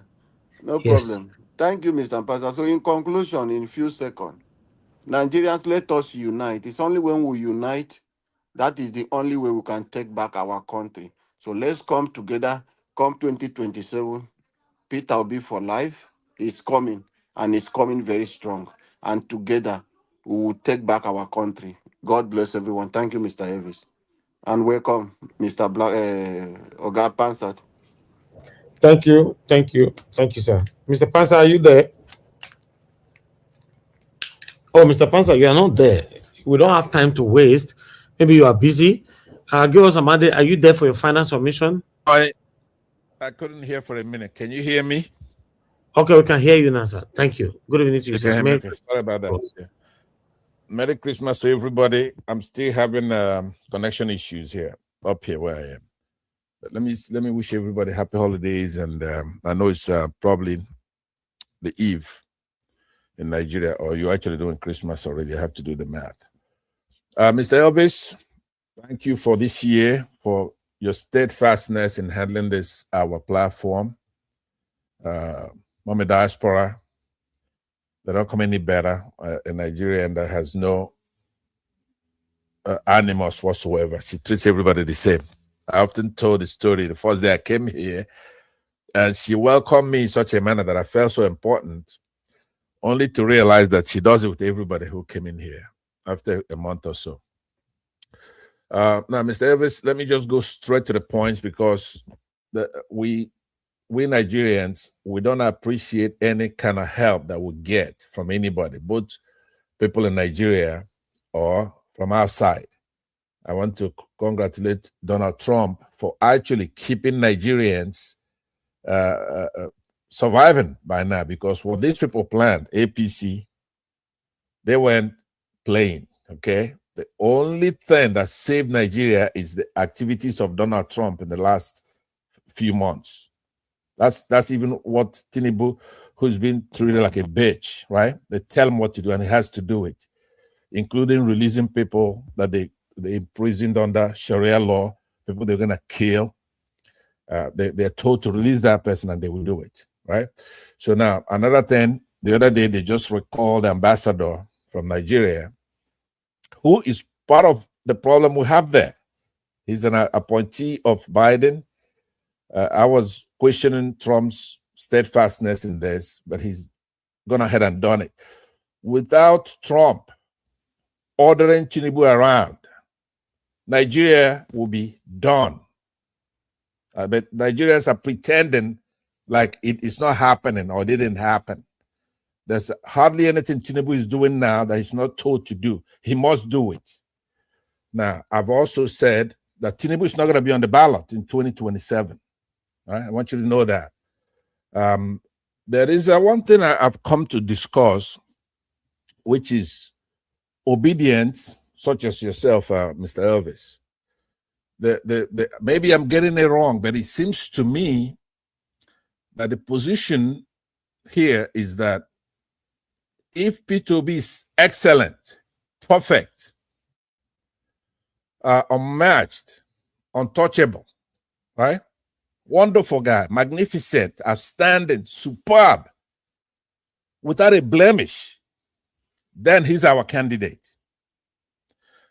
But if Obi gets a traffic ticket or misspeaks or has any kind of animus, just a little bit, we'd rather have our Tinubu or those who are incompetent, who are clumsy, who are unprofessional, who are unqualified, who are criminals.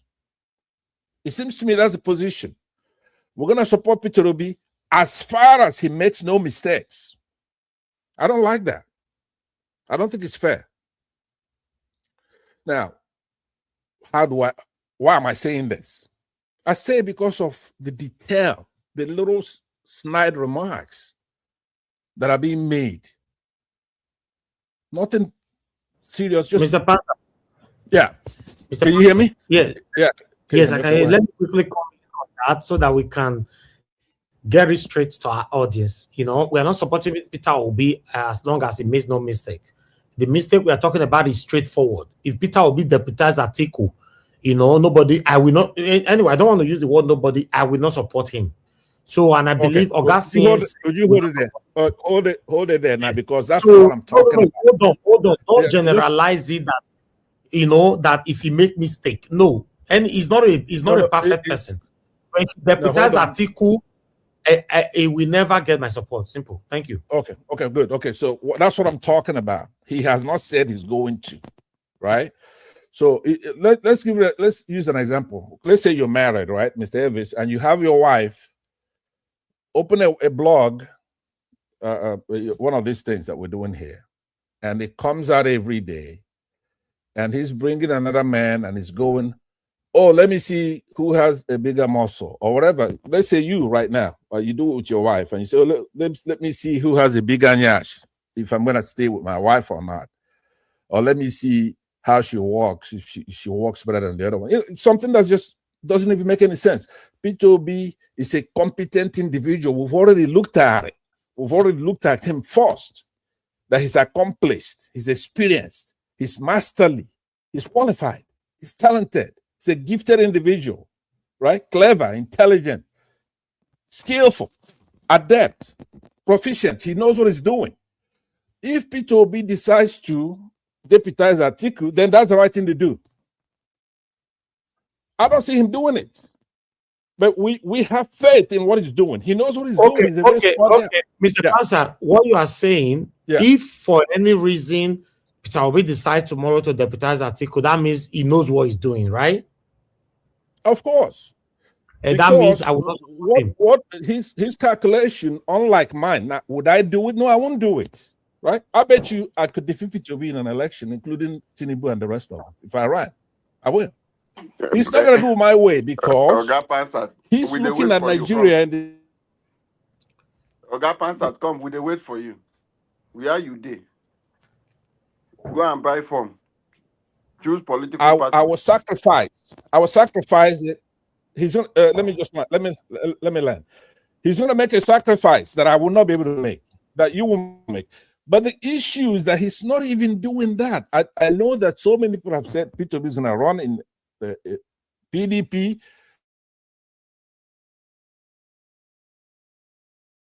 This, and it never comes to fruition, and we keep wasting our time.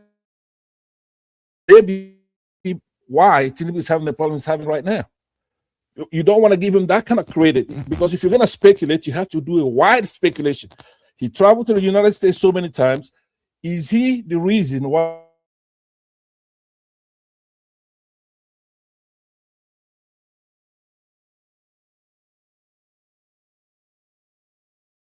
When people are giving Nigerians a leg up, backing like Tinubu is doing, Trump is doing that right now, Nigerians should actually be on the streets. Look, you have a back, and you have the United States saying, hey, look, my beloved Christians, we're not going to let anything happen to you.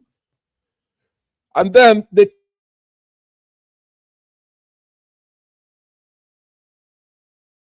says to come in. No, they won't do it. It's not going to be anybody who's going to bring that democracy to Nigerians. Nigerians have to sacrifice, because liberty is watered with blood, unfortunately. Tinubu is no genius. He's nobody. He's nothing. He's just like a bitch, like they're doing him now. Look, a U.S. ambassador can pick up the phone and tell Tinubu, don't come out today. Don't talk. Release Showore. Release Nnamdi Kanu. And he will do before they hang up the phone. He's not that smart. He's not that clever. What happened in 2023 is that Buhari, who was revered, was able to rig the election without Nigerians knowing it. Let me just turn off this one. That's what happened. Now, Nigerians were shocked. They haven't caught their breath yet. Then the British commissioner and the United States ambassador recognized and congratulated him. That's what happened. eventually Nigerians would have gotten upset at some point and reclaimed that mandate, and Tinubu will run from there. He's not smart. He has a lot of money from Lagos, letting him fleece their account, tax them to death, like he's about to do here now. And he's been aided by Wike and Akpabio and other minorities in the country. That's what's happening. He can't fool anybody. He's not that smart. P2B is not going to get on the streets and march to reclaim his mandate. Nigerians have to do that. Right now, P2B is a very smart guy. No matter what he decides to do, that's the right thing to do. Because like somebody said earlier, if you don't like it, go and run. Right? If you, comparatively speaking, you have somebody who's superb, outstanding, preeminent, fearless, right? First-rate guy, superior in the superlative sense. A splendid guy that a lot of people admire, spending his money, running for office, compared to an inept, unskilled, amateurish person, inadequate person, a fraudster, right? A very fraudulent. These are people we're dealing with. Wicked, Tinubu, deceitful, crooked, a dishonest person. So if you're watching P2 be like a hawk, now I hate to bring this up because it's the subtleties. We agree on the major, everything else. What we disagree on is the detail, the fine print, right? That's what I'm looking at, those particular stuff, the little things that normally get us in trouble. We have made a decision to go and marry somebody, right? And we said, for better or for worse, that we have to work with it. If you know that there's something P2B should do, write him a letter. Said, our principal here, Mr. Elvis, you're not a small guy, even though they don't come here. There's a reason why they don't, obviously, for some of this is point out, right? I'm not going to come to the platform where you have a maker like a couple of days ago all day. It doesn't go with our mission, right? But I'm not a broadcaster. Our principal here studied journalism, so that he knows what he's doing, right? All I'm saying is that we have decided to get married unless that's a lie. Somebody lied to us before we got married. For the things we already know, we have to stick with it and work with it, because the Nigerian space is full of fraudsters, incompetent people. That you don't have a choice. We don't have a choice. We have to make it work. It's better or worse. So we shouldn't be doing too many shows. Maybe once in a while we do a show where we say, let's examine what P2B's move is here. Let's speculate what it is here. So, but I don't want to spend my whole time on this, and maybe I will wait around to go again for actually another issue that I've come for. I'm trying to encourage us to don't wait around trying to blame somebody. If, let's say Tinubu comes back as president or Atiku, because it's us. What we're going to have to do here is to take the bull by the horns. We have to make sure that Tinubu doesn't come back again. Now, it doesn't matter who else comes. To me now, that's my position. Even Shetima, even Atiku, they shouldn't come, but the one person who shouldn't come, because it threatens not just Nigeria, it threatens the whole Africa, okay? Because we don't know who he is. He's a stranger. He's already ruined West African community. He's trying to have France come and collect our taxes. He cares nothing about Africa. He cares nothing about West Africa, and definitely cares nothing about Nigerians. So that's what he is more dangerous than anybody else. The Shetima is eloquent. At least he pretends to be. I listen to him. We're diametrically opposed. I'm an Igbo man. I'm a Biafran. So I have nothing to do with Shetima, but I'd rather have Shetima there than Tinubu, that's for sure. So all I'm saying is that we cannot be examining Peter Obi with a microscope to find him doing something, because obviously it's not perfect, but we don't have a choice. So let's spend our energy on that and go to war.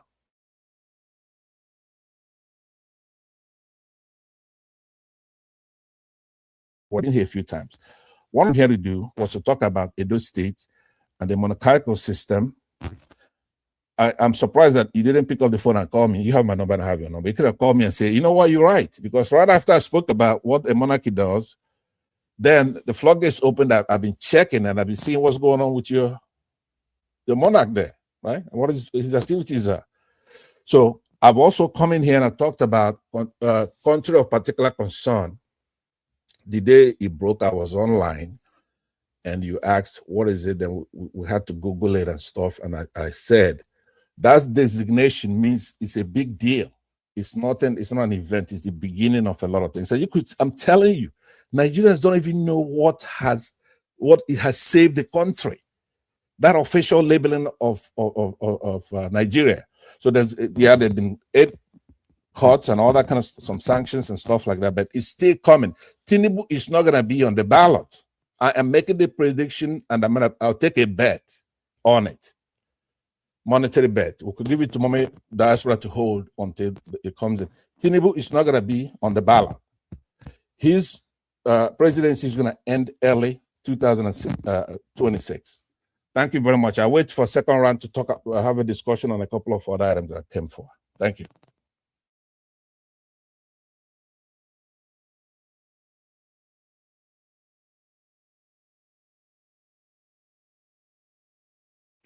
Mr. Alaba, can you hear me? Yes, Mr. Pansat. Give us a mandate. Thank you. Mr. Pansat. What about give us a mandate? Yes, sir. Okay, go ahead. I think I'll take a break and then I'll come back. Okay, I'll take a break and come back. I think Mr. Elvis is away, so you could go ahead and moderate then, right? All right, yeah. So you suggesting that Peter Obi should deputize the article, right? Not at all. I'm saying we should not be taking those kind of reports seriously or wasting time on it until Peter Obi himself tells us that. Peter Obi have categorically said, I am going to be running for president, period. I've heard him say it because of those kind of comments that I'm sure he hears it as a rumor or that people are saying that. He has committed to being a candidate for 2027. It's a commitment.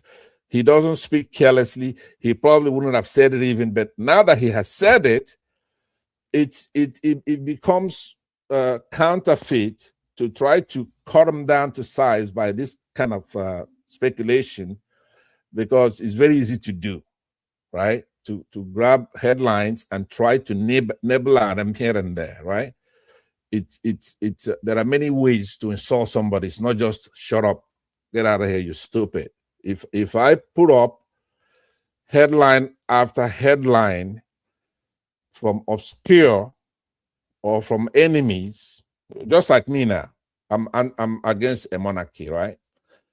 If you pick my headline on say the Edo monarchy, everybody in Edo State is gonna be saying that I'm disrespecting their monarch, right? But I could say he's allegedly married to two of his sisters, right? You don't want to take headlines from me because I'm prejudiced against a monarchy. I'm a Democrat. So that what I'm saying is that Peter Obi has committed. That is a more respectful person. If he says I'm going to run for president, that settles it until there's something contrary. So that's what I'm saying. But I'm not saying that Peter Obi should go and run as a deputy for Atiku. If he comes and he tells us and then gives us the reasons why, then we're going to analyze it. And if when we analyze it, we could say, hey, look, that is not sufficient reason. Therefore, you lied to us when you say you're going to run for office. Do you understand what I'm saying? You're going to run as the principal, as the president, the candidate. But for now, there is no official anything. If he comes and he tells us why, then we're going to look at the reasons why and see if it meets the threshold. Thank you. Thank you for that clarification. Yeah, I thought maybe you were suggesting that Peter Obi should go and deputize, because I would like you to present both of them their credentials and track record. Who is more qualified to be the president of Nigeria? Peter Obi has handled executive office as obviously. So has Atiku. Atiku is no match for that kind of comparison. In no way. Peter Obi will be the superlative. Yeah, in no way. Right. In no way. When it comes to, because there are two things that we're pursuing. Number one is to changing the government, right? We want to take power from APC. But the second thing, it's somebody who can govern the country and do the right job.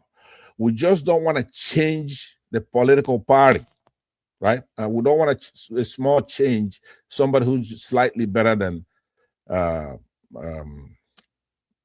what's his name, Tinubu, right? We want somebody who's going to steer the ship right and do the right thing, obey our constitution, be fair, have empathy, do the job and have the priority in the right order. We need somebody who's going to bring the country back. We just don't want to change government, personalities. So when like people,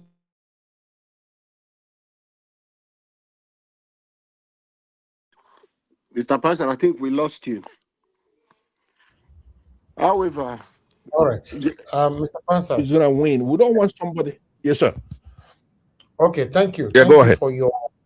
Thank you for your submission. I have to allow you to speak for that long, but I have to make this straightforward without no blabbing. According to your statement, you said if Peter Obi, because Peter Obi knows what he's doing, we believe in him, he's right in everything that he's doing. If he comes up tomorrow to take a decision, we need to join him because we believe in him.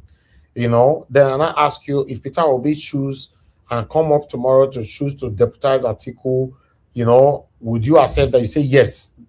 Okay, now, you also ended your submission by saying that regardless of what, we should wait for Peter Obi to come up to say what he's doing and tell us why he's doing it. Okay, my take is this. It's straightforward. If Peter Obi chooses to deputize Atiku, his why is inconsequential to me. I'm not interested. It's not my business. Immediately, Peter Obi is out of this platform.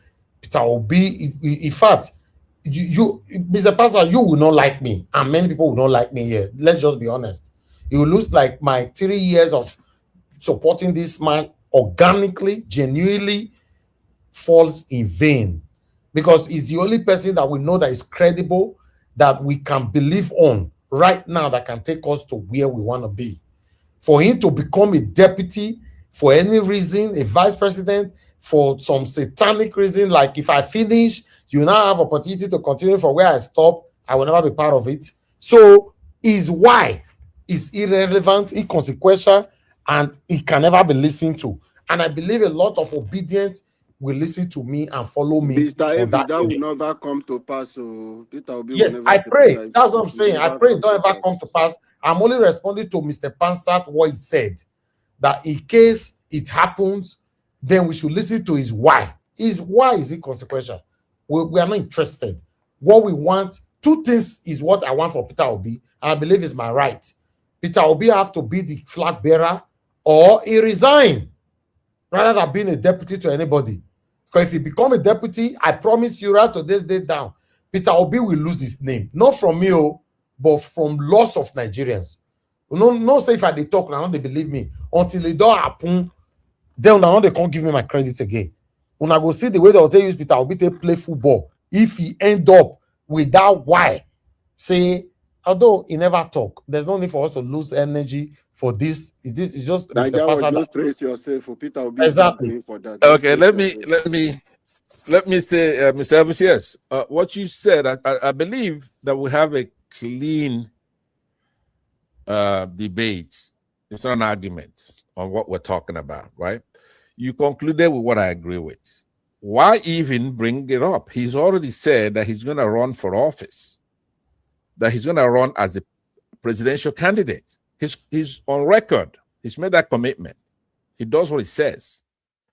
But let's say, though, that he didn't say that. I'm saying to you that the yardstick you're using in measuring Peter Obi is not in order. He is allowed to make mistakes. he could make a bad judgment call on this.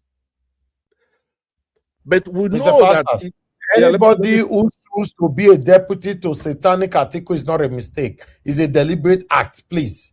It's not a it will mistake. be a deliberate act, but it will But not. sorry, Let me. on this one, there is no way it can make a mistake on this. It's just a matter Exactly. of choice. It cannot make a mistake. Like Mr. Abasa now, Mistake. there are platforms out there now that are live now. But you chose to stop by here to come make your a comment, right? You could have decided to go to somewhere else. So on this one, Peter Obi has a choice. He cannot afford to make that mistake. He cannot.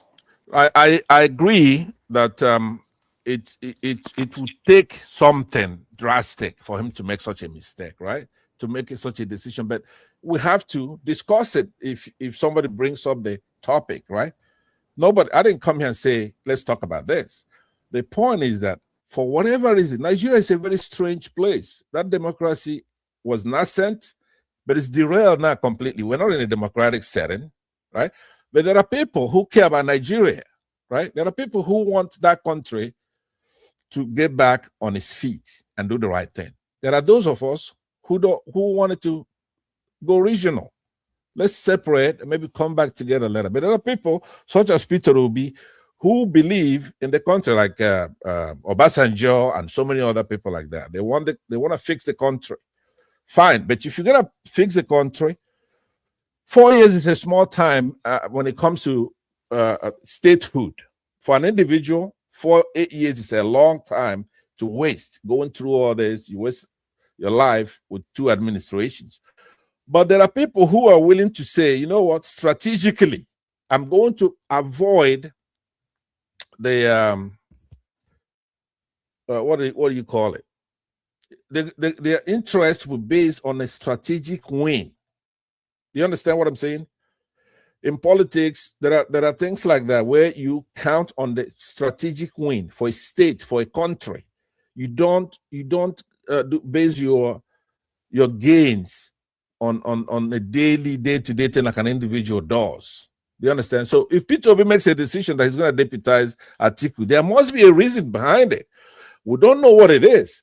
So it's only when he tells us, then a judgment will be made. Look, is this reason good enough to violate your commitment to run as the primary candidate? Or it's not. At that point, you can make that call. But I can tell you that Peter Obi is a juggernaut.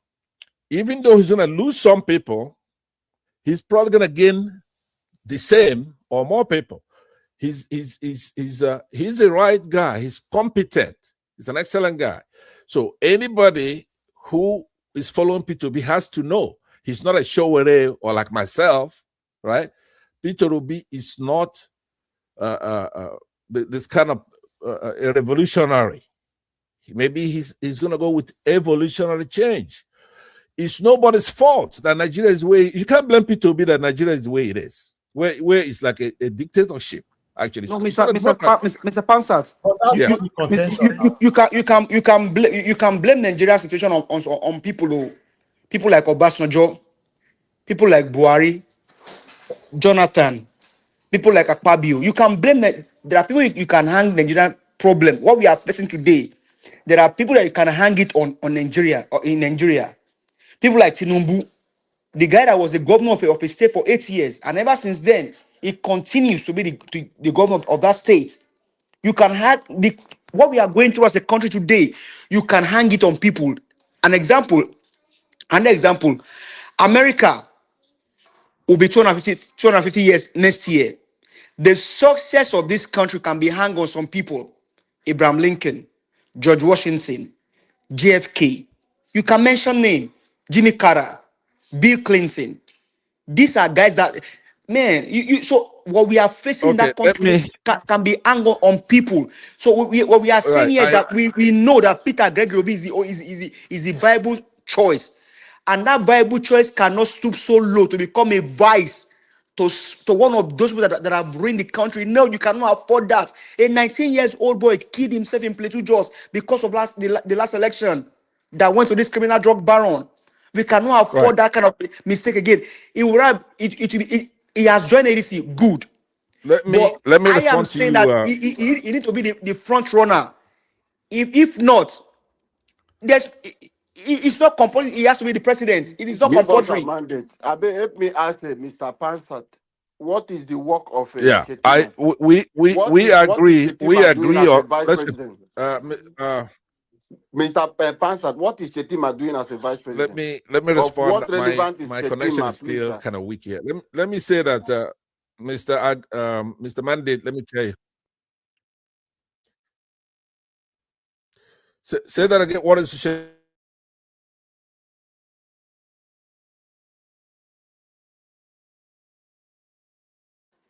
Oshibajo was a vice.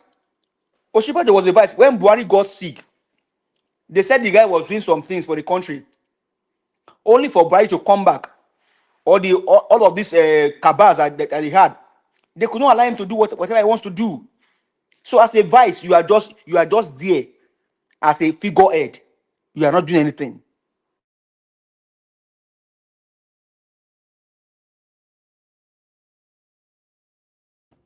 Anyway, to be honest, I understand everybody's argument, especially Mr. Pansat.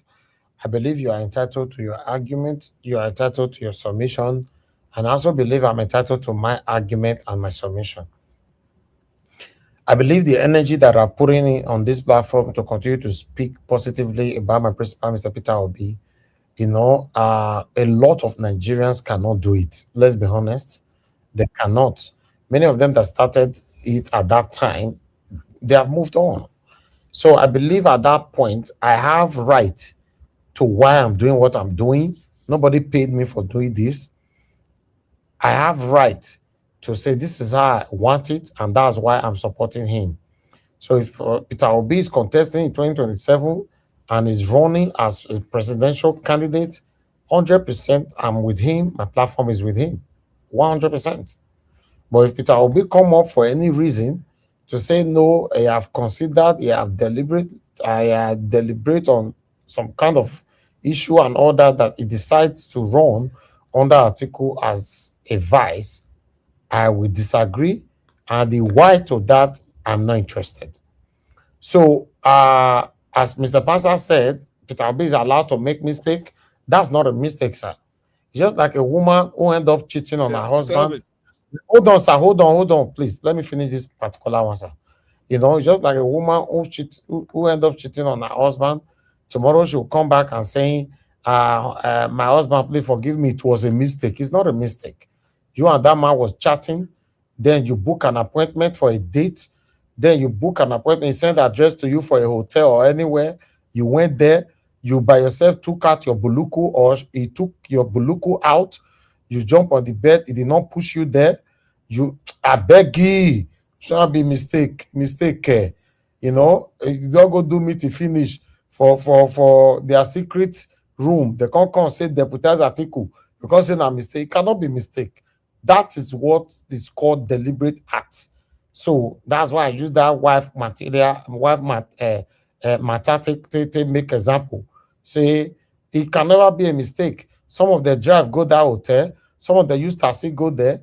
They will look where you tie. Now you take them off, or now you allow the man make you take them off. At the end of the day, you even spend time after the whole thing, you don't do everything. Because here wear the buluku back. After you don't wear the buluku back, you can't enter taxi, come back, or you enter your car. You pass traffic light, you pass everything, you can't come house. You don't tell your husband by yourself, say, honey, I've done something wrong, go, until he can't catch you by himself. I hear what you're saying. Yeah, make a small before my network is done. Let me say, Mr. Elvis, what you're saying, what I said is that there's another leg to it. First of all, there is the perplexing point of saying, look, I'm going to deputize Atiku. That would be odd. But let's say that happens, we still want to hear him out because he's such a reasonable person who's made a commitment that keeps his word. Why are you doing it? So that's important. But it's a straw man argument. Whoever is bringing that up here, set that up. You cannot set up something and destroy it. It's called a straw man argument. You set it up and you're arguing with yourself and debating them. virtue or that, and the vice of it. But the more important question that was placed to me was about Mr. Give us a mandate. He says there are people you could blame for ruining the country. That blame actually starts even from when our country was set up at the nascent stages. Let's say Nnamdi Azikiwe, who helped get independence for the country. He was a panist, more than a nationalist. He wanted to bring the Africans together. He has other colleagues, Lumumba, them, all people from other African giants, right? So now, in today's Nigeria, when some people want to separate and go regional, they're blaming somebody like Azikiwe for setting up something like that.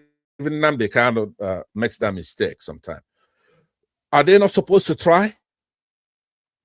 Azikiwe is supposed to try. That's not, it's better for Nigeria to be one. There's no way he's going to know.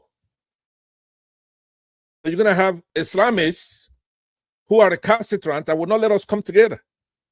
He wouldn't know that.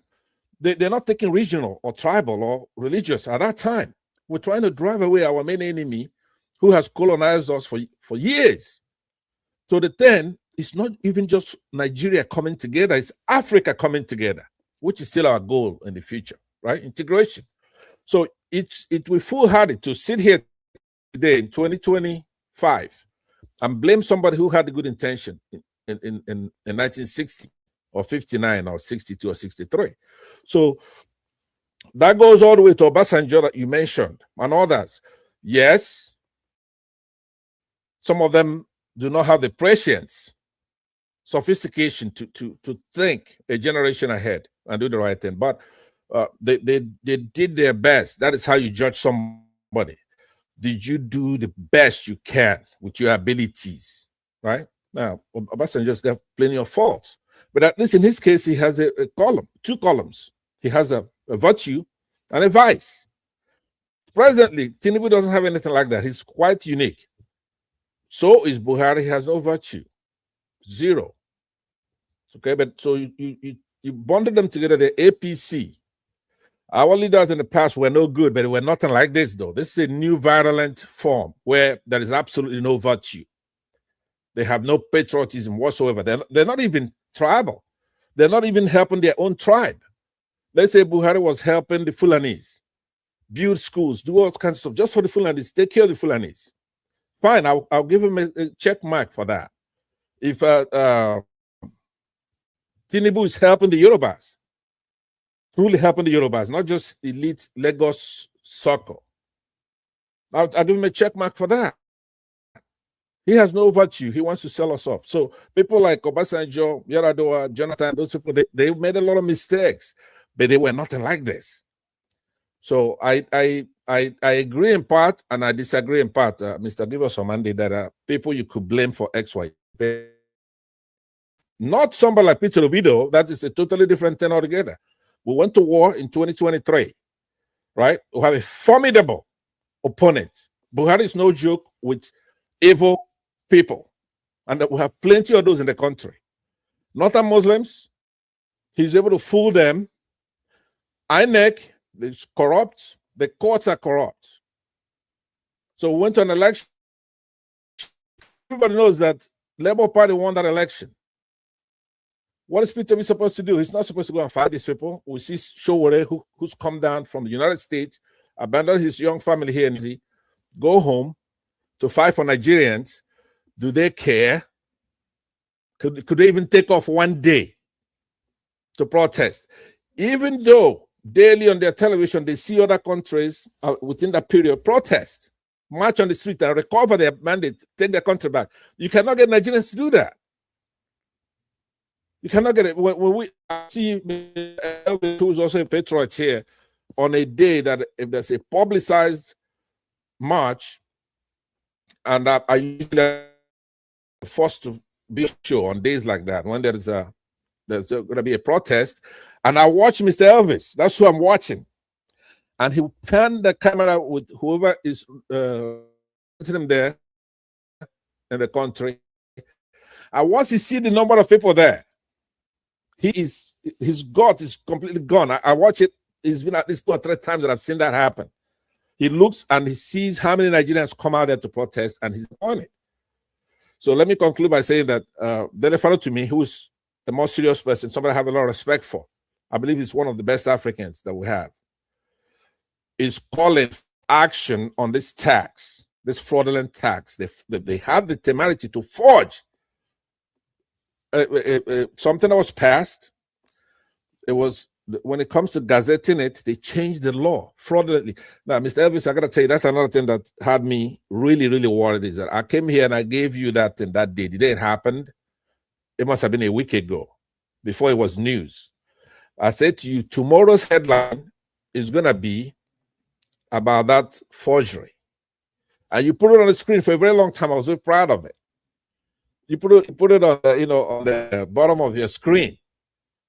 Pansat saying that the headline tomorrow is going to be on that fraudulent gazetting of the law passed by the National Assembly.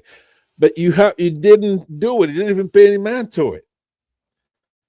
I talked about Trump is the only salvation we have in the country is Donald Trump. The reason why Tinubu is not going to be on that ballot is Donald Trump. The reason why Fulanis are not going to do anything, they're out, is Donald Trump. The reason why they're going to stop killing people in that country within a few months or so, within 30 days, there'll be action there. There's something coming. These are just preliminary. They're telling Tinubu what to do. Donald Trump will not meet with Tinubu no matter, all these times. He cannot come to the United States. He cannot meet with Donald Trump. All right. Right? They're going to release Nnamdi Kanu, right? They're going to release Nnamdi Kanu from there. And all those things, they're going to tell him to do it, and he'll do it. There's not one that he's going to say, look, let me think about it. Whatever they tell him to do, he's going to do. I'll conclude by saying the problem we've been having in the last, from the election, is what do you call it? Obama administration in 2015 Islamized our government. The State Department was corrupt from John Kerry, right? So they had 19 governors come here in the United States, and they were corrupt. And the Prince of Saudi Arabia is involved in it, trying to Islamize our country. So I'm telling you that the ambassador, even when recently, when Trump is saying, okay, I'm gonna do this, Nigeria better do this, you're gonna see that ambassador bring out something and say, oh, we're gonna give Nigeria $5 million as a corporation we're having, trying to give him a soft landing, trying to water down what's going on. He will pretend like the United States is doing very well with Nigeria, the ambassador. So luckily, I woke up one day and I go to this Twitter, X, and he's been recalled. Do you know the big deal that is? We didn't do here on that. I was disappointed, but that is the biggest thing in the world. Now, I went to one Okocha Marcel or something, and I wrote it on his platform. I said, that ambassador has a record. You know what that kid did? He says, oh, yeah, ambassador has a record. It's really no big deal. He came on a show that night and said, hey, look, it's not a big deal. America has interest. That ambassador is bigger than the president of Nigeria. He could pick up the phone. Remember when Shore has been hustled in a courthouse, mistreated? He could pick up the phone and call Tinubu and say, release that boy before I hang up this phone. And he would do it. That ambassador could say, release Nnamdi Kanu, and he would not disobey any order from that ambassador in that country. That ambassador has all the information. So, but if that ambassador is sitting there so that when we have an vote, he will endorse and congratulate. That's what's killing us. If that election is run and they don't,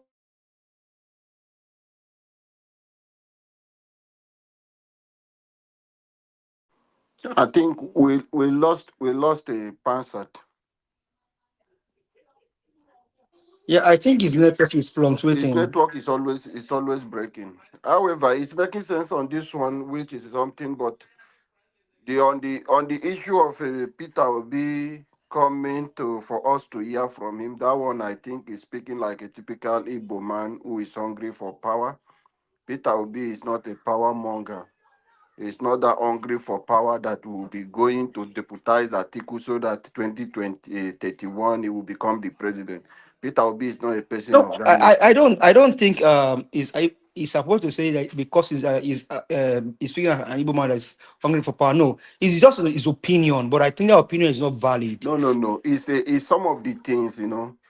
No, It's okay, some people are remember, making it people are making it look as if Igbo people are looking for presidency. No. We have a competent person who is from that tribe, who is from that region. He is competent. He's not coming as an Igbo president. So some people are painting this narrative, let him deputize so that 2031 he will come and do his 8 years. You hear a lot of them will be calling for this thing. They tribalize the whole thing. So those are not things we are looking for.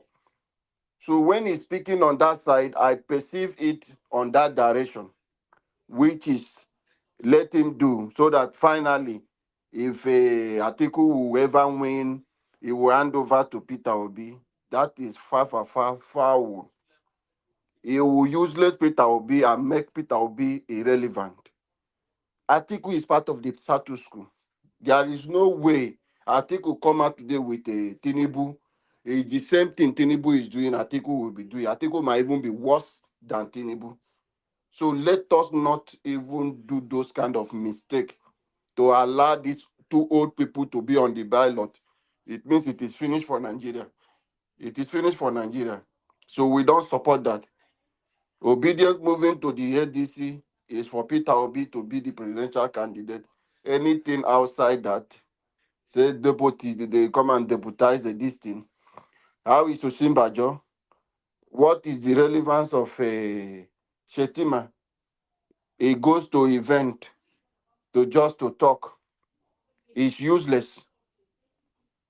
So Peter Obi cannot be reduced because Give Peter us a Obi. mandate. Could I respond to him? I know you haven't spoken. Do you want to speak? I wanted to talk to him about this straw man argument that you see. You cannot deal with a country you wish to have. You have to deal with the country you have, right? In Nigeria today, Nigeria is a three-legged stool. You have the House of Fulanis, you have the Igbos and the Southeast, and then you have the Yorubas, right? So if you keep making this strawman argument, what do you have left? If Peter Obi determines that, you know what, we're going to change this country and I'm going to ally with the North, that is a reasonable thing to do. Which is The reason already being doing. that, let me tell you why it's reasonable. I don't want it, but it's a strawman argument, but we are arguing in the abstract. What if something like that happens? The Igbos and the Yorubas don't see eye to eye. When that election comes, you're gonna find out we don't have a South in the way that is a what do you call it? It's a pipe dream. We have a big problem between the Igbos and the Yorubas. We're not even the same people. Now, I came online 2 years ago and I was making the case that South Africans are more my people than the Yorubas. I'm an Igbo man, right? So I want to tell you, we have a problem. We don't have the South. So if Peter Obi makes a calculation and let's say he's going to lose Edo State and then gain Kaduna, for example, or gain Kano, or gain some of the Northeast states, why not? That's a rational thing to do. Because if he goes to Edo State, as powerful as Peter Obi was in 2023, a juggernaut, spearheaded by Edo people themselves, go and look at the results, right? It's like 250,000 votes for Labour Party and maybe 175,000 for the APC. So it's not, you have to be rational. We have to rescue the country. This platform cannot make the call. You don't have the numbers to make such a call.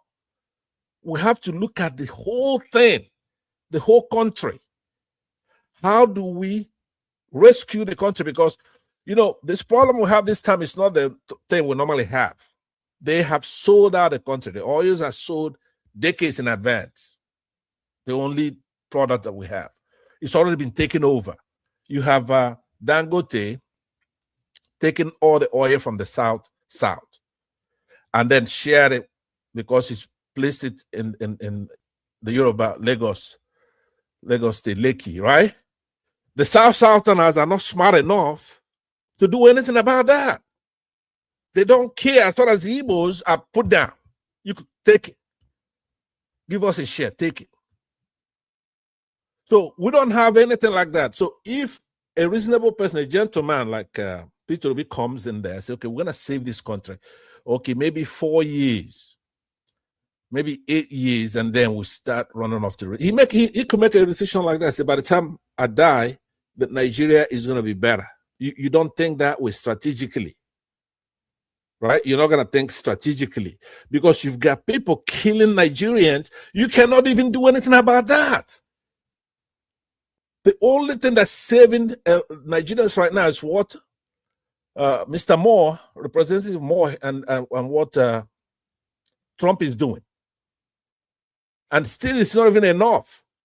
These people are armed to the teeth. They occupy the forest and they go into our farms and killing people, and Nigerians can't do anything about it. Now, remember, it's not that we cannot defeat those people. We can.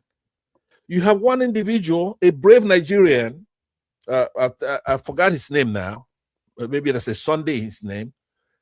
Right? 10 years ago, this kid was stabbed already by Fulanis. And he was able to wrestle that knife from that Fulani and kill that person that came to kill him in his farm. They take him all the way to the Supreme Court of Nigeria and he was condemned to death. He was going to be executed. So it's the Americans that say, no way. Make a long story short, they had to force Tinubu to then force that governor to let him go. So Trump has upped the ante by saying, protect that kid. Mr. Pansat, Elvis is here. In one way, are you saying the southern people are not smarter? We are not as if we are people that does not have. Okay, let me tell you. Okay, let's personalize it. You have a whole. You yourself, just you, Alaba, you own oil wells in your place. Then a Fulani person, not even me, next to you there, come all the way down there and take that oil from you. Take the whole thing, maybe give you contract to guard it as I'm taking it. Make sure that your neighbor doesn't come from the southeast to stop us from taking it. You kill them. Here's a gun. And he's been taking the entire thing now, selling in advance. Right? Are you actually gonna say, oh, look, I'm stupid? That's why I'm letting them do it. These people don't have anything. These Fulanis, if you look at their counterparts in other countries, if you look at them in Chad, for example, they don't have anything. They take a bath with cow dung. They have nothing. They have no intellectual property rights. They don't win Nobel Prizes. They don't even go to school. Okay, Mr. Pansat. So they come all the way down there and take that away from you. That's why I'm saying that instead of you being mad at them. But that's on the fault of the South of our people now. Now see, these guys they now they have the before they can even do that, they have their person in power. Our own is that okay, when our own person was in power, what did he do? People like Obasanjo, Babangida allocated Jonathan, a lot of oil well. Abacha allocated a lot of oil. Exactly. So it's not the fault of our people. We had the opportunity. The time that which we have, Jonathan, Obasanjo, what did they do? What did they do? So those are not leaders from that place. Somebody like Jonathan is an accident. It's not like if we're coming to no. We cannot see an accident. You can hear what Alabo is saying about Shatima praying for Tinubu not should happen to him. Now, Yaradua was the president. Who's better, Tinubu and Shetima? Who's better? Tinubu and Shetima. Who do you think is better? I don't think any of them is better. I don't think any of them. None of them is better. None of them. No. But if you have to, in essence, you have to pick, right? Let's just say if you have to pick. If Tinubu is you better have to than pay. Chetima. That is why Chetima deputized him. Okay, so tell me why you think Tinubu is better than Shetima. Why? Ask Chetima why he deputized him, not me. Why should we kill ourselves preventing Shetima from coming in there because of Tinubu? So you What want virtue them Tinubu has? to buy Tinubu so that Chetima will go. Wike will become vice president. Is that what you want? So that the country will finish. If that happens, you're not gonna see me crying about it. I'm not praying for it, but if it happens, it's no big deal. The point I'm trying to make is that you have to look at Tinubu's activities, right? Tinubu is a very dangerous person. He's a fraudulent and incompetent person. There is absolutely nothing good about him. Let me go on camera so you can see me, so you know that I'm saying it. It's not Elvis. Tinubu has no virtue, none. He's a very wicked person, and he has no competence. He doesn't have any feelings for Nigerians, none whatsoever. Mr. Pansat, So not just if you get Tinubu, somebody, both yeah, Shetima. no, but If as it's not the alleged, same thing. I Shetima can is arrange for the kidnapping of over 300 or 200 or something Chibok girls, and many people that have died under his watch through the Boko Haram. So if he can do, there is no difference between him and Tinubu. Allegedly. Allegedly, that is what I'm saying. Yeah, As allegedly, but alleged, nah. Tinubu is letting As alleged. 220 million Nigerians to get kidnapped. Okay, he's letting the whole West African belt, even Africa itself. He's trying to have France come and reoccupy territories that have ejected him. He actually wants to go to war.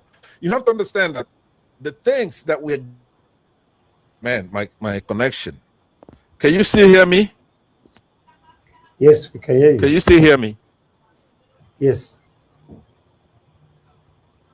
Can you We still can hear hear me? you, Mr. Pansat. Go ahead. Okay, let's round up, Okay. Mr. Pans. So you have to Mr. understand Pansat, that the things that are 1 minute, please. okay. 1 minute. Yeah. Okay. Thank you very. Thank you. By the way, thanks for letting me speak for a little bit here today. It's very seldom that I'm allowed to talk.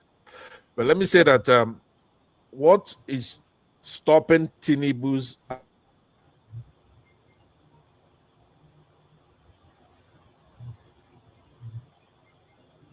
I don't know this kind of network that they use for US. More na that, come Okay, again. right? can we This just time round up, around. please? What do you mean? What do you mean by that? Are you not hearing me Give us a clearly? man. They more not throw away all this network. I don't know whether na Jegulo na Boy, they there for US. boy, you can hear me now. Which one? Your own the same thing. I don't know whether na Jegulo na they or na this thing. So you mean you Okay. cannot hear me? Whether na All right. mainland. Give us a Okay, mandate. Give us your another final time. submission. Go ahead. I will yield back. Okay, I mean, Thank you. thank you very much, Mr. Elvis. Even though it's Christmas Eve, you're still able to do this. Thank you very much. Well, for me, I think that just to probably speak on what Mr. Mata was saying earlier about the South, right? I don't think is a problem for our people. It is just a leadership problem because we have good Lord Abel Jonathan. Jonathan was, I don't know if it's to call it sympathy or maybe being naive, that he was willing to do more for the northern people than for his own people. The Almajiri system, he was trying to Give change us a to, mandate. yes, sir. Jonathan was greed. He's greed. He was so greedy. He want to do those things to please them to come for the thing, as you Jonathan I would say, is a third term. That was what destroyed him. If he had the same energy, focused on the north to build a Majari, build the same thing in the south, and did the needful, implement the 2014 confab, we will not be here talking. It's the same thing Tinubu is doing today, my brother. They want to But come for second term. They don't want to step on anybody.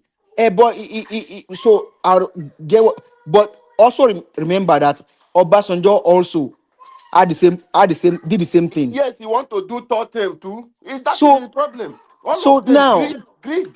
so for me, is a problem of the Obasanjo was president for 8 years. Do you know that the road that lead to Songwater, where Obasanjo has his farm, that road was not tarred. That he took a Winners Chapel, Oedepo's church, to tar that road. Obasanjo did not tar the road for 8 years. So it is not our people's problem. It is a leader, people that we think that they came out of our own place as leader that can do it. They are the one that failed. They are that failed us. So for me, I think for all that we are saying, these guys they don't mean well for the country. And for me, Peter Obi is the only viable person and should be allowed to become the president of Nigeria under ADC. Peter Obi is the only viable person. Other than that, Atiku, who is Atiku? The same person. So Peter Obi should be allowed. At least let's even have a self-relief.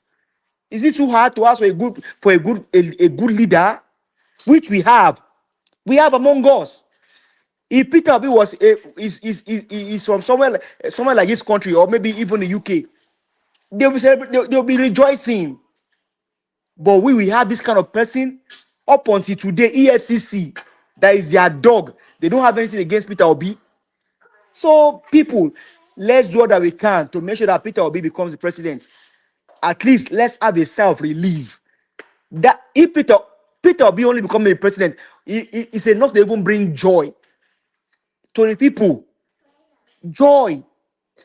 Mr. Elvis, thank you very much. Merry Christmas for everybody. 7 wishes to you, my brother, and God bless you. Give us a mandate. Good one. And your network, All they're right. good today. Oh. Thank you. Mr. Alabo, your 2 minutes, please. Thank you, sir. Let me just continue from where he stopped. For me, for most of you who are looking at her when he was asking that question of both of them, yeah, for me, both of them are useless. They are incompetent. Shetima and Tinubu, they are not even qualified to be a president, even governor. That is my own opinion. But however, he has only few days left for him to live. It will be easy for us to deal with Tinubu, with Peter Obi. But if Shetima do anything to President Tinubu and becomes a president, those people is more dangerous than Tinubu. The North will align with them because they see it as their birthright.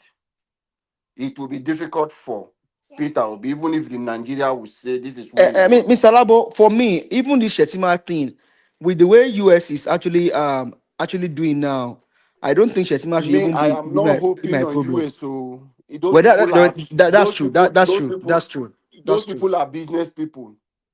If Shetima tell them this is all the gold in them, come and mine, come and take the lithium, take everything you want to take. America will support him. They will make him the best president so I far. mean, So if Obama could do the nonsense, Obama is that, part that, of our that problem now. that's one of It's master that's strategy one of of the things removing people of that I have matter. against Obama. That That's is it. one of the things that I have against that man. So they have their interests. So those people, anybody who is coming with those kind of things, so me, I don't know. That is why I still stand to say it is only us, the people of Nigeria, that can liberate ourselves. America have come to ginger because they see the interest of China. They want to reclaim their territory where they know they want to dominate and take it back. Tinubu, he thinks all this travel that Ribadu, all of them traveling to US, lobbying, he thinks it's more thing they have signed. So, well, we should not be doing. Maybe we might see little, Well, but they are see, not coming to honestly, Mr. save Mr. us. Labo, Mr. Labo, your statement is honestly valid because one thing is in the corridor of power in Washington D.C. there are several lobbies there, Lobbies. including Now, that is Balatra, this thing now. It's just a, including international lobbyists. this Imagine, is the for example, diplomatic relationship we are talking thank you. about now. Imagine, for example, how can Qatar told Qatar gave my president Donald Trump Good, jets, and good, this guy collected it. good. The Not same even people that told that guy assassinated one of the this, not be them. Khashoggi. Okay. How can Donald Trump even went as far as bringing a Saudi prince into the White House? Into the White House. They So, are now based on friends. So in fact, it's bilateral relationship. That is the thing. Give us a mandate. So it is left for us, the people of Nigeria, All to right. put on the armor everything we want to put to take Thank back you. our country, and we can do it. We can do it, Happy and I think Christmas it's and also a Happy call. New Year in All of the advance. pastors, the bishop, the imams, they should join this effort. Let Mr. us all Naija, fight this fight and save God our bless you country. for coming out today, and we hope to see you today. My Was I warm called? regards to you. My warm regards to your son, and happy birthday to All him, right. and happy Thank you. birthday to my Thank you. son Thank too. you. Elvis, I Mr. Elvis appreciate you all, Junior, my happy people. birthday And I to managed you. to Did drag. I give my closing Thank you. statement? Pastor, you Thank, Did don't I talk give you a now. We'll closing leave this statement? platform for you because you know they thank come you. since. All right, Did Mr. Pastor, I give thank a you. closing statement? Mr. Pastor, quickly give your final, please. Thank Okay. you, Mr. Give us a mandate. Yes, go ahead, Mr. Pastor, Yeah. quickly. I'll make it very short. The point is that you in Nigeria don't understand that Nigeria doesn't have a judiciary. The entire branches of government has formed a cabal, right? Which means the judiciary, the legislature, and the executive are one against the people. So the only salvation we have has to come from outside, period. What's running Nigeria right now is Trump. That's who's giving them orders. So trying to avoid it or not to talk about it or pretend that we don't know. We know. I know. So if I know, a lot of people know that too. That's who's saving us right now, and we have to make use of it. Nothing else. Without Trump, that place, Tinubu will not be doing anything at all. He didn't care because he thought he went and got the governors to join APC that he could do whatever he wants, but he can't. He's done. So we should have any other country would take advantage of that right now and go to the streets and have him removed from there. But Nigerians won't do that. Yeah. So that's the you could stop me now, Elvis, when I say something like that. But that's the solution to this problem. Everything else is nonsense talk. Your minute is over. I'm If not you stopping you because of anything. if you Your minute go is over. and you go to court, they're gonna rule against you. So you don't have a court. You don't have anything. It's just it's an animal kingdom. There's no judiciary. So when you then see a ray of light coming in there, you don't appreciate it. You don't talk about it daily. That's what we should be talking about daily, not VDM, stupid VDM, right? Every day he's picking on people who are doing their best, right? So that if you align with him and you're coming out every day and you're talking about that, it's disappointing for those of us who say, okay, this is our So, principle. who are the people doing their best that VDM is talking about? Mention one, please. Almost everybody else. For example, I know So, there's a businessman. so satanic Ojibole kidnapper Harrison is doing his best. Yeah, but Is that it's what you not are indirectly supporting? okay. If you have a minute, let me address three issues. Is that what you are supporting? No, let me. I'm not supporting anybody. Here's what I'm saying. So how is VDM? What did VDM do you? Okay, don't Tell spoon me feed me now. Tell me one thing that you have done wrong. That you I'm want gonna him tell to you. do. I'm gonna tell you. Yes. Don't ahead. spoon feed me though on it. Let me. Here's. I don't give a damn about what they're doing. All those people, right? But if, for example, I can't remember his name. There's a guy who goes and imports phones. A businessman. He goes and imports cell phones from China, right? It takes a lot to make that kind of arrangement. He's a businessman. If VDM believes that he has a better deal, you go and import one and compete against him by price. If you think he's committing a crime, you report him to the authorities. You don't come using social media or your star power and keep talking nonsense and playing. Or He did not talk nonsense. He Excuse was only me? he was competing with him with price. So Okay. that one market is down No, but now look, because I'm familiar with that. I gave you one example. I'm going to give you two more. With the last one, you have a guy who goes out apparently with police officers in forest to rescue people who are kidnapped, right? It's a job for the police to do, but we don't have a police that's fair. The police works with the kidnappers, allegedly. But he's making his case. Look, I took out some money there because I'm putting some kind of chip in those monies. Right there, it's now ambiguous. You don't know. Maybe he's not doing that. But it's not VDM who's going to tell you, and you just, out of fallacy of personality, say, okay, VDM is right. If it's cheap, he has to remove that money to put it there. Okay, let's move on. If he didn't want to review, hold on. if he didn't want to reveal that when he's in the jaws of kidnappers, or there's somebody in the jaws of kidnappers, and you say, why didn't you tell us that you remove this money to do? He doesn't have to tell you a goddamn thing. If you want to rescue the kidnapped victims, go in there and go get them. Do you have proof that RCA rescued one kidnapped victim before? No, I Only don't. one. That's what I'm saying. It's Yeah, ambiguous. So unless you have a concrete stuff, now let me tell you the way it works in law, Elvis, right? You cannot prove a negative for one thing. But then let's sue Obidient for court. If you are mentioning law, you who is you're gonna proffer the proof. If you're yeah, saying that's that, what I'm saying. Let him take VDM to court. No, but that's in the court of law. But in the court of public opinion, you are defending Ojibole kidnapper. You're not letting me.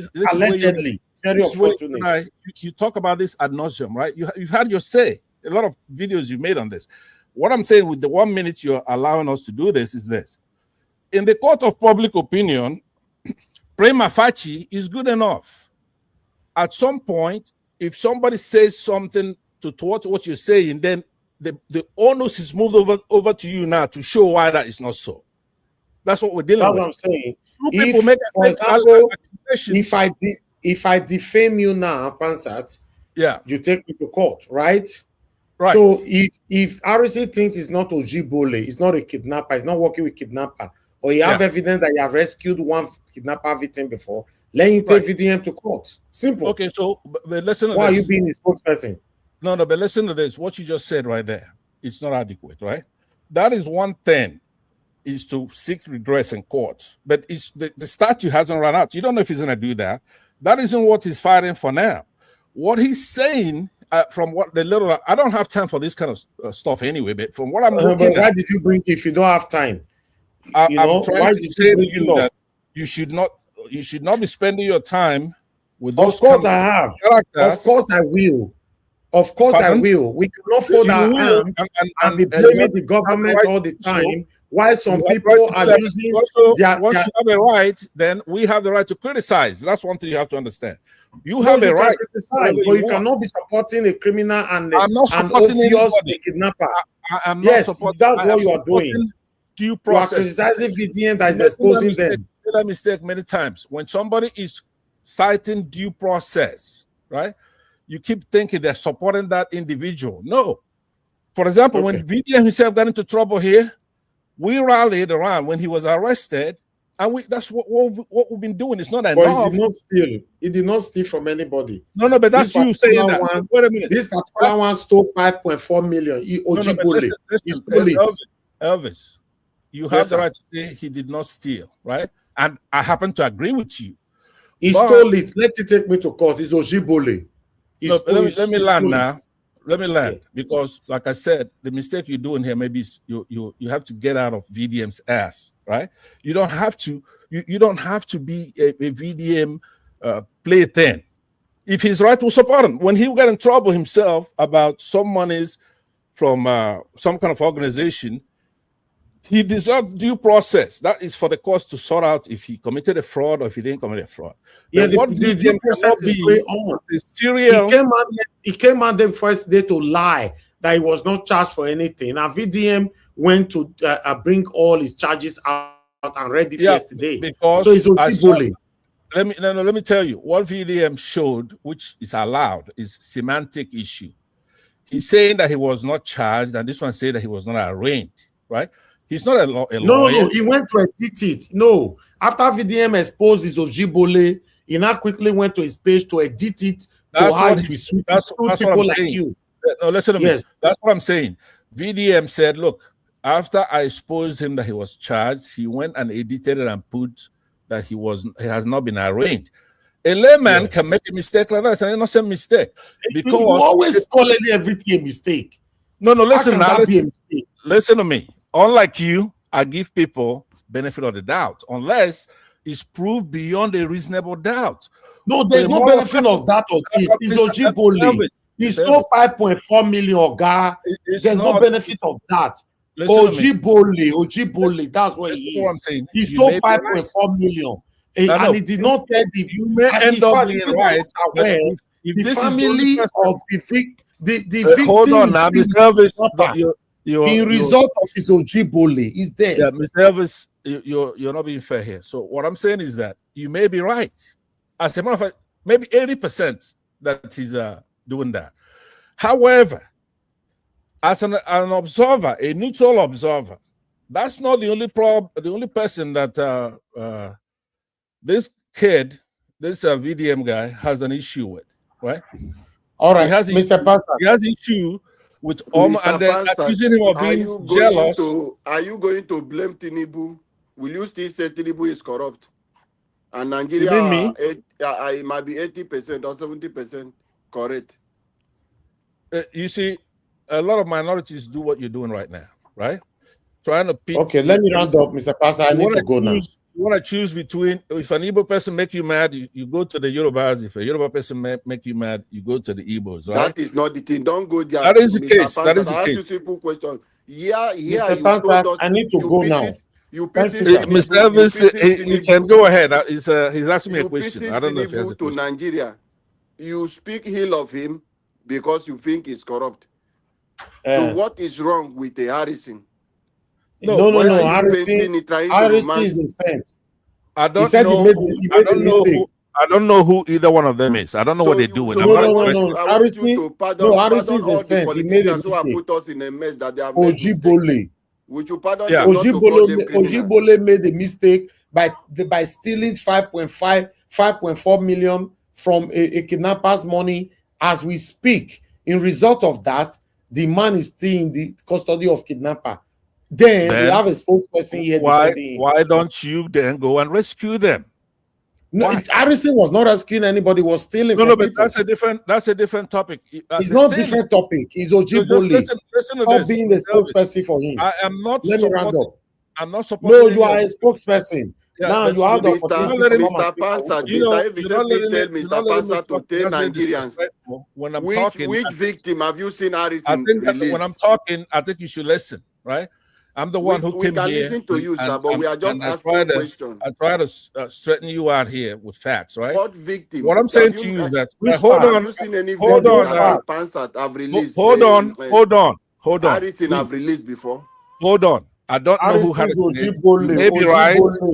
You may be right. That it's Ojibole, right? You may be right. Yes, I'm very right. But that's not what we're discussing. What I'm saying to you is this: you cannot have a youngster like VDM become the law, right, and determine who's guilty and who's not guilty. It's not his take role. him to court. Let me land. It's not the only. Why are you people making it as if it's a competitive something? What I'm saying is that you have to agree with that statement I just made now. VDM. Okay, let me ask you, Mr. Elvis. Do you agree? Do you agree that VDM should not determine guilt or innocence? Just yes or no? Of course, I agree. Then take him to court. But hold on now. Hold on. That's not. Once you make that stipulation, right? Then we don't have any disagreement. It's just that you are too deep into his ass that you I don't know. You're scared of him or something. Why is somebody like you here who respect to uphold due process? No. If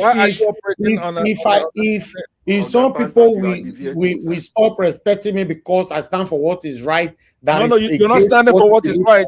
If you make the call that he cannot determine guilt or innocence, he cannot determine true or false, right? But it's not saying that anybody is guilty. He's only showing us the proof. Let me tell you, in a court of law, okay, first of all, for an evidence to be acceptable, it's a whole hearing. It takes a lot. But are you also aware that the court, your landing is setting us backward? You have been landing for the past 78 years. You don't get this. You've been landing and landing. You've landed more than 78 times. And you are still landing. When will you finish landing, sir? Okay, 30 seconds, I'll finish, right? It's a fair question. Okay, then. All right, sir, thank you. So what I'm saying to you is that once you make those stipulations, it's like you telling me, hey, look, 10 is greater than 9. Once you agree that 10 is greater than 9, then I can say that Mr. Evie says that 10 is greater than 1. 10 is greater than 2. 10 is greater than 7. You cannot then come back to me and say, hey, look, I only said 10 is greater than 9. When you say 10 is greater than Thank 9, you, Mr. you Pastor. said a lot of things. Once he cannot Okay, Mr. determine Pastor, I need guilt to, or innocence, Mr. Pastor, I need to end the show. Thank all you, right, sir. so end it, and I'll talk to you. Have a nice holiday. Mr. Pansat, have a good Christmas. I really appreciate your time here today. You only messed up your time here by bringing RC into this matter. Apart from that, all your submission today was brilliant. You know, you talk about the corruption, the situation of the country, how Nigeria is not working. You applaud Donald Trump.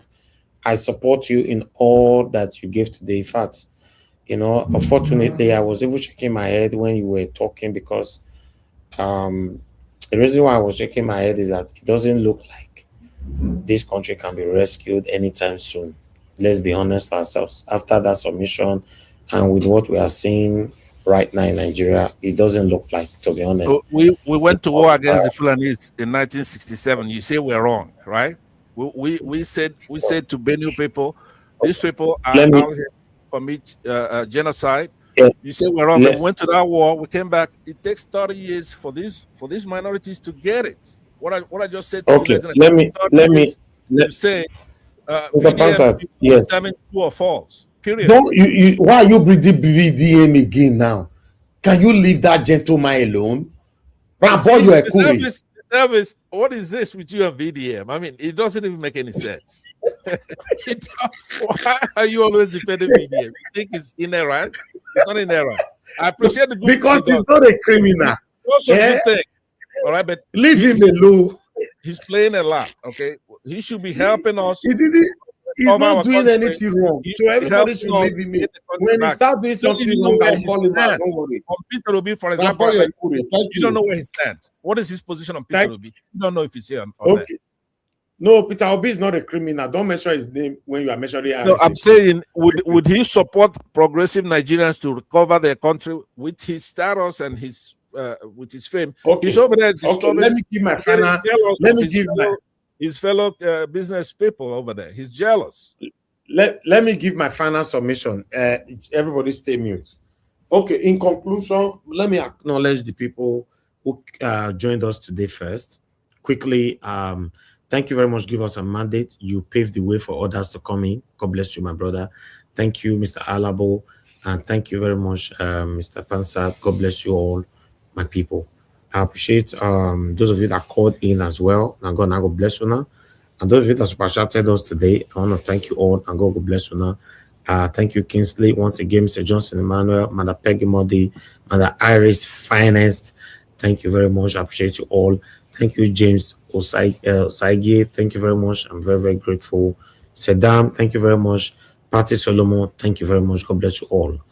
And the comment section, Mother for Mommy Diaspora, thank you very much, Mommy. I appreciate you. Merry Christmas to you. And I appreciate you always. Thank you, Abu Azim, my brother. I appreciate you. Mother Iris Finest, thank you very much. It's very, very beautiful to see you today. Thank you, God's Grace, Divine Cross. Thank you, my people. Then Clement, thank you. Kingsley, once again, thank you. I appreciate you all. Anthony Ola, thank you, Saddam, Mother Peggy Modi, and many, many others. I would like to say this before I press my button. You know, I just got a super chat from Stella Masawedo. This one now that they call for the road. And God will bless you, ma. I'm very, very grateful. Thank you so, so, so much for the road. Yes. Let me say this.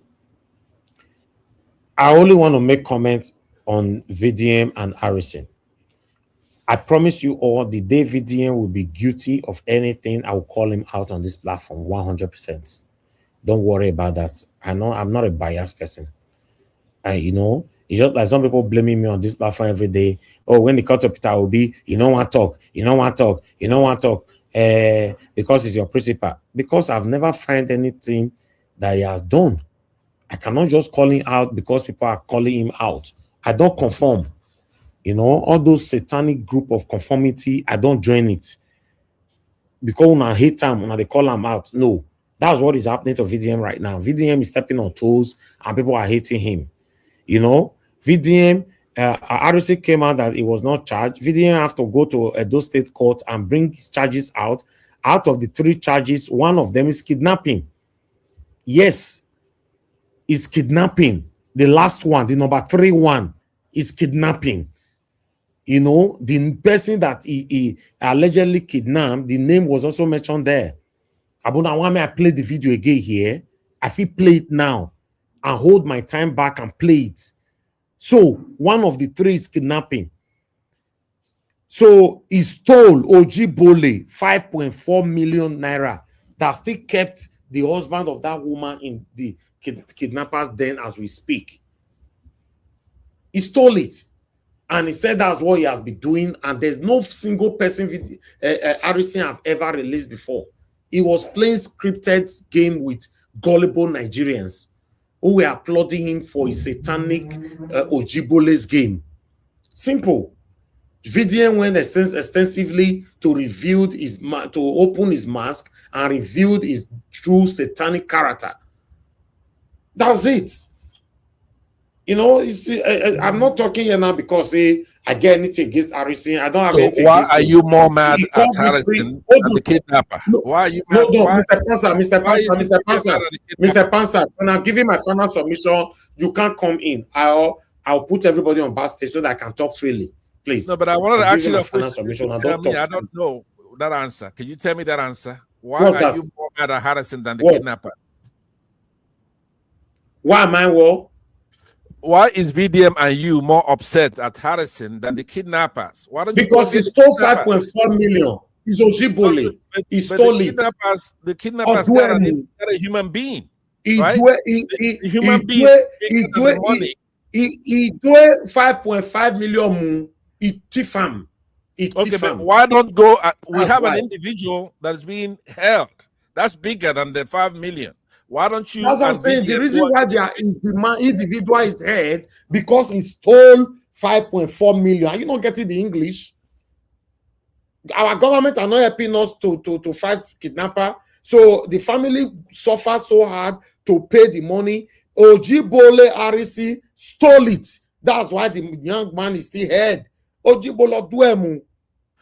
We don't want VDM showing us who is corrupt. I want him to show us the kidnappers. Go and get the kidnappers. No, he can because he's not corrupt. Forget about the thief. Yes. Go get the kidnapper. Yes, Ojibole. Why are you being a spokesperson for Ojibole? I'm not supporting. I don't know. You have not shown any proof that he stole. You are saying he stole the money. Certified criminal. Ojibole. Oje 5.4 million naira. But where's your proof, Mr. Elvis? The proof? Tell me. I'll listen. Yes, I have the proof. The lawyer. The lawyer told us that he removed the 5.4 million. Yes, I have proof. Okay, but he said he's taking it to go and chip it. He said he's gonna go chip the money. Which chipping? Which chip? Why didn't he tell the police and show police the chip? Ojibole. Ojibole, no, he stole it. Ojibole, he stole it, sir. Stop being a spokesperson for Ojibole. Is Ojibole. Ojibole. I'm not taking your word for it. I'm not taking your word. I don't think it's the case. You're doing it by fear. You want to ram it through our throat. Is Ojibole. Stop being a spokesperson for Ojibole that deliberately stole 5.4 million naira. Yes, right now, what do you have to show that he didn't? Leave VDM alone, sir. Leave him. RC is Ojibole. It's not good that you that is part of us here, you are a spokesperson for Ojibole. Mr. Elvis, which coffee will you take this night? Is Ojibole. Our Mr. Elvis has been corrupt by kissing somebody else's ass. I don't like that. You know, go feel Mr. Elvis, finish your submission. I don't know. He's not letting me speak. Let me say this. No, go ahead. Prince Pansa, today, hold on now. Let me speak, please. Today, 24th of December, 2025, I will reiterate again. I can never, with capital letter, I can never be corrupt. You know why? The reason why I can never be corrupt, I'm sufficient with my level of lifestyle today. and tomorrow and forevermore by the special grace of Almighty God. I can never. It is too late to fail. I can never. So if I'm speaking, I listen to myself. I talk with energy, with boldness. I can never. Not even Mr. my Elvis, wonderful Mr. principal, Elvis, Mr. Obi. Mr. Elvis. All this, you are not letting me talk. Everybody go on backstage. I beg. Let me speak. The conversation is over. I put everybody on backstage. Let me finish my conversation. I can never, ever be corrupt. And I will not come here tomorrow to tell anybody, oh, it was by mistake that I do one. Madam Harris Finance, you said they did not say he stole it. Madam Harris Finance, person that removed 5.4 million naira from money family gave to you, you did not tell the family, and the family asked him, after the kidnapper decided to keep the husband, they asked him that, did you touch this money? He said no. They asked him when they got home, he said no. The family now cried to VDM. You are still saying that they did not say he stole it. If I come to your house now, I remove 20 pounds from the money you kept in your house, you want to use it pay your mortgage. I'll now say, no, I did not steal. I wanted to hide it for you. Who sent you? Who sent me? Make I take him. Please. This kind, they did not say. Why did you remove it? You remove 5.4 that resulted for this man to still be dead now. If the man is still alive now, we are not even sure. You and I, we are enjoying our Christmas tomorrow by God's grace. This man will be doing his Christmas with kidnappers. If he's still alive, he did not steal it. As how? They did not say he stole it. It's Ojibole. It's simple.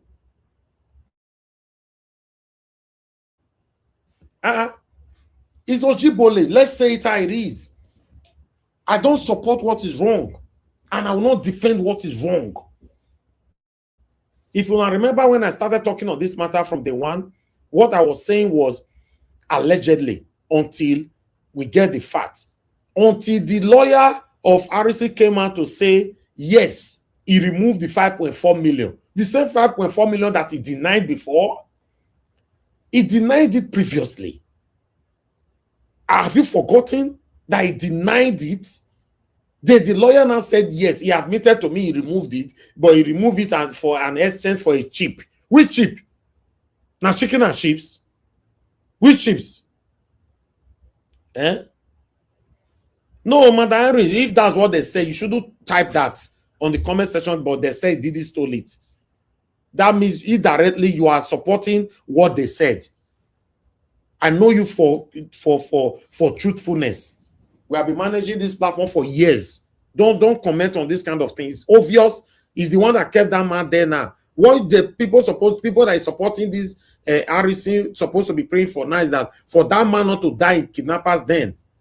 Not for you people to be calling VDN. But when VDN Togbuwa, what did VDN do now? Wanna leave VDM alone. The day we do something bad, I will call him out. For now, he doesn't have no corruption to his name. Osia, leave him.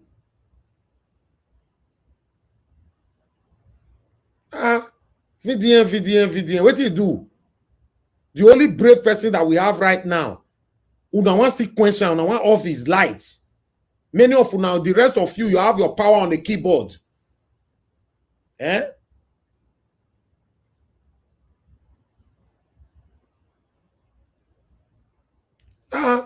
Please. You remove 5.4 million. You said this is what you have been doing with your. So we are saying that the family of S, the former kidnappers victims, should come out. If REC have ever returned any money that I removed from your money to you guys before, and nobody till today. Now, Nigerians on social media have now jumped out of that question. Now they are not even saying, if you know REC have helped you before from kidnappers, then come out. Nobody is coming out. That means he was just wearing masks, deceiving all of you. It's Ojibole. VDN's power is not on keyboard. It's reality. What's here? You cannot use your power that you have on Mr. Panzer. You're always on the keyboard. We will just buy this one. We will take the kingdom. We will do this. We will do that. Now keyboard, now you forget that power. We have somebody now that have power that speak, that is everywhere. Tell them say you go meet them for 5 junction, 2 p.m. because they there they wait you. Una want quench the fire. Make I allow una want to quench the fire. The only truthful man that speak without no the fear of anybody. Man, close my eye, I'm gonna quench the fire. I say I. RC is Ojibole. Obole Jui. That's what it is. Ojibole. Now me talk him. I know they edit this video. Let them sue me to court. Since I they talk, I know they listen to myself. We don't do this job for more than a decade. We listen to ourselves when we are talking. We don't carry talk. He came out, he said I was not charged for anything. I walked to the police station by myself and everything, blah, blah, blah. At the end of the day, what happened? Is that not enough for you people to know that it's Ojibole? Eh? What's all that? No, please. I've heard tell you the other day, say, if I want to talk about VDM, I'm talking for another platform, but this is not about being biased. I will not allow anybody, just like the same thing I did in 2023. I say, I know Obi Mo can talk anything bad about Peter Obi. Una say I was biased. Because I've done a proper research about the man. There's no corruption to his name. Then I was banning people from coming here to speak news about him. Then people said I was biased. Then it's happening to VDM now. Una also said I'm biased. How? Do you have any corruption to his name? Bring it here, I'll say it. In fact, I will say I want to close now. Let me recapitulate on this video that I uploaded today. Listen to what VDM have to say here. Before when VDM start to booba. People, on a day this morning, Merry Christmas to you all. Today is Christmas Eve.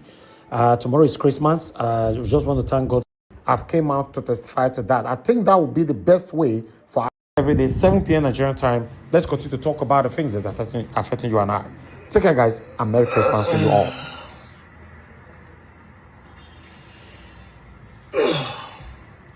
All right, so that's a very dark man. That's very dark man.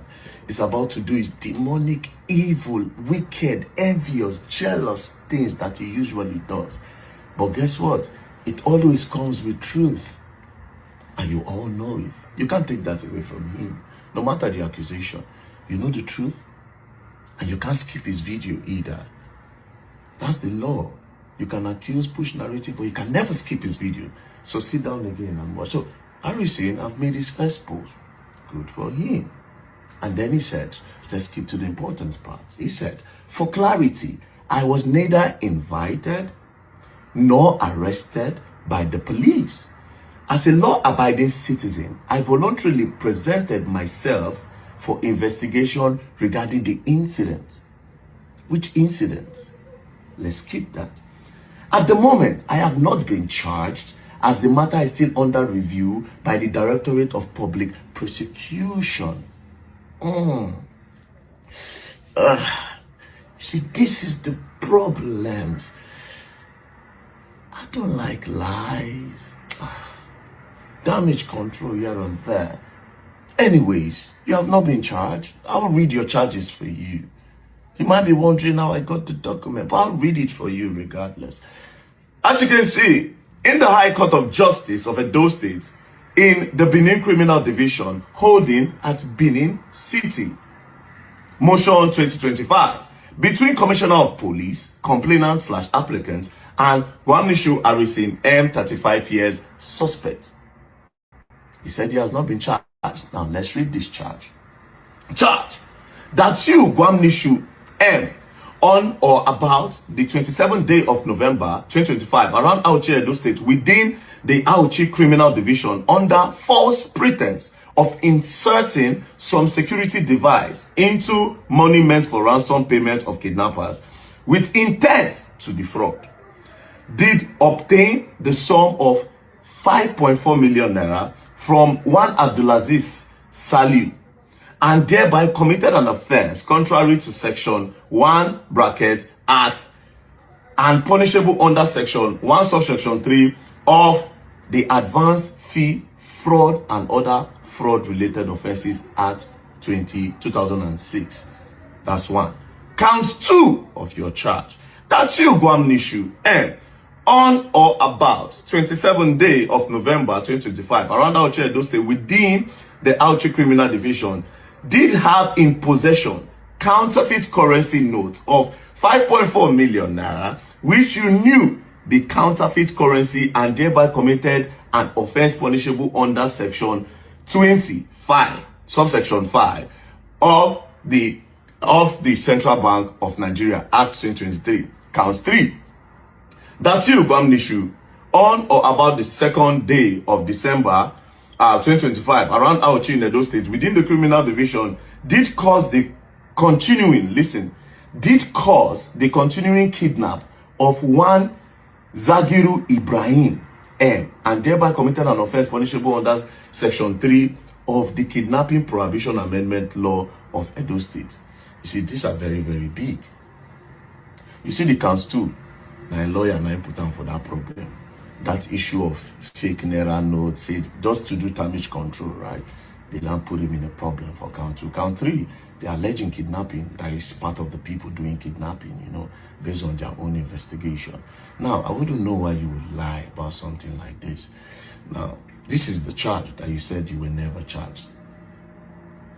Just in case we still want to argue further, this is the judge that sat on your case. Her name is Honorable Justice Etinosa Adekambi.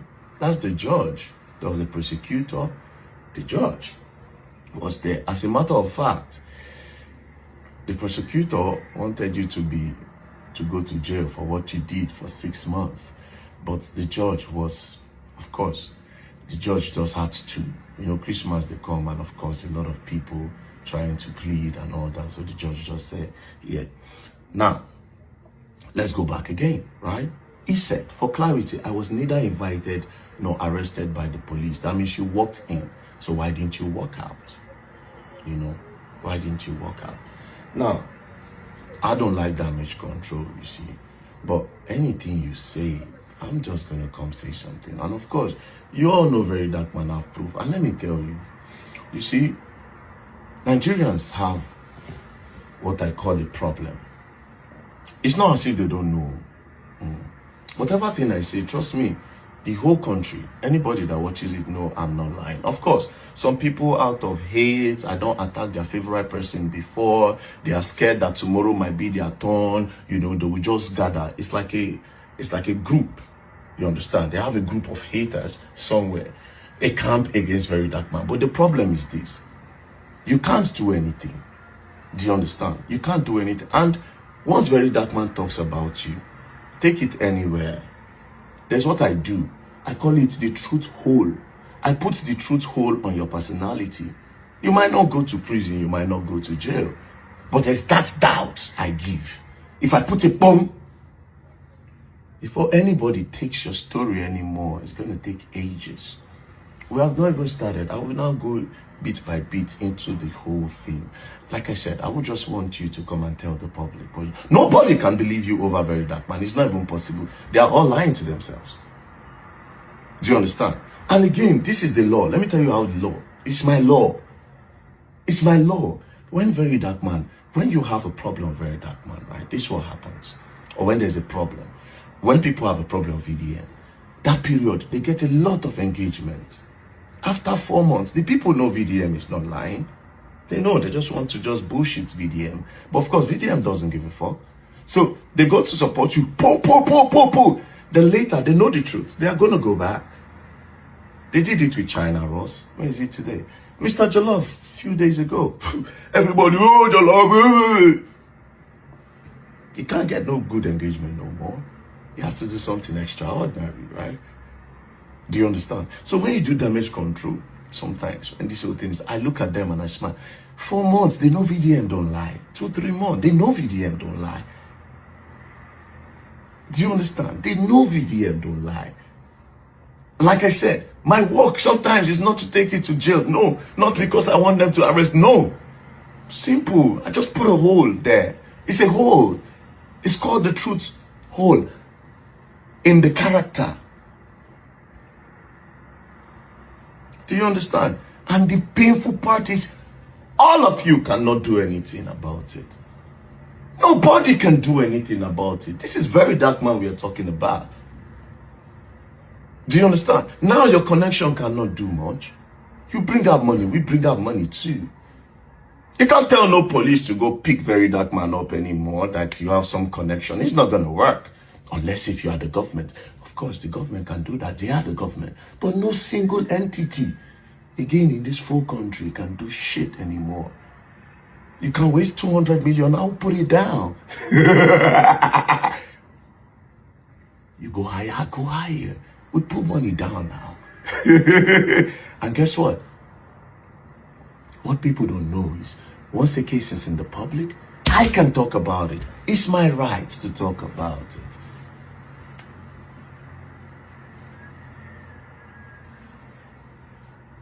I like my new accent. Peace and love, don't play. If you play, don't learn, and you will learn the hard way. And in this case, you all will learn. Like I said, I'll make everybody look stupid. That is what I do best. Peace and love, don't play. And you all know, I don't need love from nobody. We don't use love for nothing.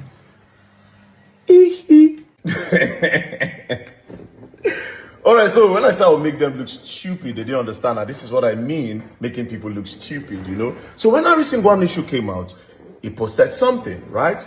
He said, for clarity, I was neither invited nor arrested by the police.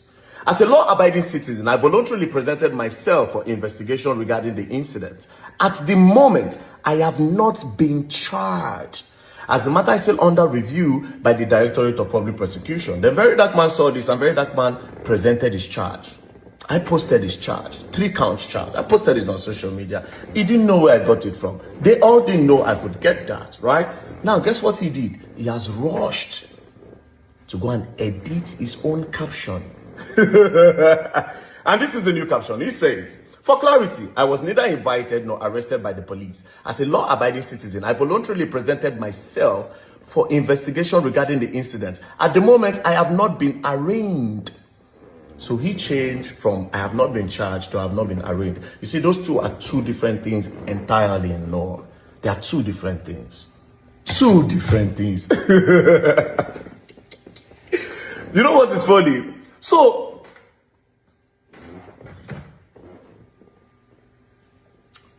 I was neither invited, nobody called you, nor arrested by the police. As a law-abiding citizen, I voluntarily presented myself. You just woke up in the morning and walked to the station and presented yourself. Something must have happened. Something must have happened before you did that. Now, you're talking about incidents. You said I voluntarily presented myself for investigation regarding the incident. Can you elaborate on the incident? You see, I don't like lies. I don't like damage control and all that. You guys got to come clean. You see, it's a whole series. And when I start, I'm going to be giving money for this series. It's so good that I will be daring you people with millions of naira. I will enjoy it to the fullest. Do you understand? I will enjoy it to the fullest. You see, your problem now is this. They all hate Very Dark Man. You know why they hate Very Dark Man? Because Very Dark Man, we hold each and every one of them accountable. You see, since I came, I can brag with a lot of things on this media. I can brag. The celebrities are scared. The influencers are scared. They can't be scamming people no more. A lot of them are scared because I don't just do calling out. I will make sure I collect the money. You can't be stubborn. You are not that mad. We'll use the law. You where they thief money, where if you thief money like 1 million, 1.5 million, Very Dark Man is ready to pay 2 million for the law to take its course. So the law must take its course. I don't do things by begging people. No, I put my money in it. This country will change by force. A lot of you sentimental people, somebody took 5.4 million naira, and instead of you to say, why? It's the did. Of course, a lot of them, they are just, everybody is scared that who will be the next person. Not mind them. But what they didn't know is that once I make you look stupid, I get more enemies because they are scared. They are like, oh boy, this guy, the strengths don't grow. Then I get more people to love me more. The people that will love me more are the people that want the best for the country. You understand? We are not thieves. We don't like thieves. We don't like when people take advantage of people. Do you understand? I'll be the most hated person by a lot of people. But guess what? I don't care. I don't beg them for money. I don't do adverts. I don't do no promotion. They can't cancel me. Nobody can do me shit. Okay, let me come in again on this one. Before I come to Madam Harris Finance, let me just take this last one from Pansat. Pansat, that is what you put there. You said, so how do you know that they are not trying to frame Harrison because he was effective in the forest? Now, you see, Mr. Pansat, you came into the panel in disguise with pretense. There, God can help us open your mask to let us know why you came into the panel. Well, right now, because of this, why you came into the panel, because you're already revealing yourself now. Now, somebody will by himself remove 5.4 million. He agreed to it with his lawyer. You say the frame him. As how? No, as how? How did he frame him? Now he by himself thief 5.4 million from the 20 million naira that's supposed to be given to kidnapper. Now you are saying, this is your comment on the screen. You say, who know whether they frame him? Just imagine that. Because he was effective in the forest. How was he effective in the forest? Can you prove to us one person that he have rescued before from the hands of kidnappers? How? Mr. Johnson Emmanuel asked a question just now that what does he do for a living? How does he earn his money? He said nobody's answering that question. Mr. Panza, why can't, because you are a spokesperson, why can't you answer that question from Mr. Johnson Emmanuel? As for Madam Harris Finance, you said, Mr. Elvis, you cannot force VDM, force people to live VDM. I never force anybody to live VDM. You are out of what we are talking about here. We are not here to tell people who to like, who not to like. It's not my business, and whoever that anybody want to like. It's not my business. My business is, if you have credibility, I stand with you. Nobody is perfect, which I know. But with some kind of thing that is happening, that is a pure deliberate act. You remove 5.4 million. The family asked you, say, no, we'll give you this bag. Did you touch it? You said no. You wanted to remove chips. Why can't you take one family member to bear witness to you, say, I removed this money, but I don't want to let everybody know now because of, say, see, that make me remove them. You did not. But they asked you, still denied. Then in the police station, you now agree. After torture, you return the money. Your lawyer came out to confirm it and cemented it. What are you people talking about? So Madam Harris Finance, nobody tell anybody to like anybody.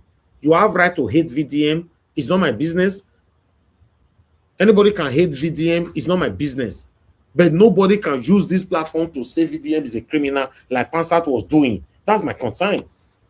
Nobody can. I've never been on this platform to say somebody must like somebody that I like. It's not my business. It's your right to like who you want to like. So that statement, Madam Harris Finance, should have put it there because I was not forcing anybody to like VDM. How? I said you people cannot call him a criminal. He's doing his job. Everybody should leave him alone. You say everybody must not like VDM. Yes, I support that 100%. Everybody cannot love VDM. But you not tag me that, oh, Mr. Elvi, you cannot force people to love like VDM. As how? This see that comment together, put it on the screen. Because I like to put everything on the screen as evidence. I don't. If you can hate him, I don't have problem. There are people that you support Madam Harris Finance that I don't like. Possibly.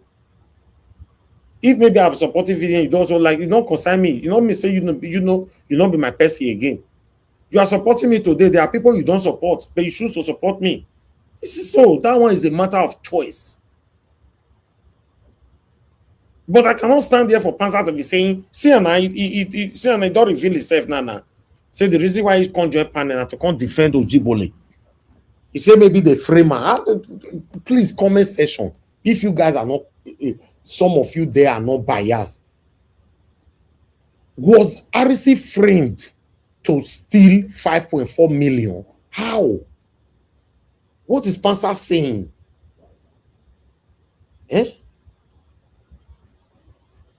Mr. Panzer, what are you talking about? Maybe the framer. Make it go till 5.4. Eh? So this is the comment Mother Iris left just now. That's not a good comment, Mother Iris Finance, please. I don't force people to live VDM. I'm only here that he's doing the right job against RC and many other criminals right now. Yes. To be honest, we have a long way to go for Nigeria because we are too selective how we want Nigeria to change. That's the problem. Yes, we are selective how not all of us want to make Nigeria change, but we are selective how we want to change them. That's where the problem lies. They're selective. Just see now today, Pastor just revealed himself that like many others that have been angry. RC now our person see that they drag him. Some of them even now stop joining the panel because of that. Now no so sabi read body language. They not even stop because of that. Which is not my concern. It's your right. But always have it in mind, you cannot join us be criticizing Tinubu and other corrupt politicians. When you reach your papa, you say make everybody quiet. You reach your mama, you say make we not talk. Say now your mama. We are not going anywhere. We are too selective with our judgment.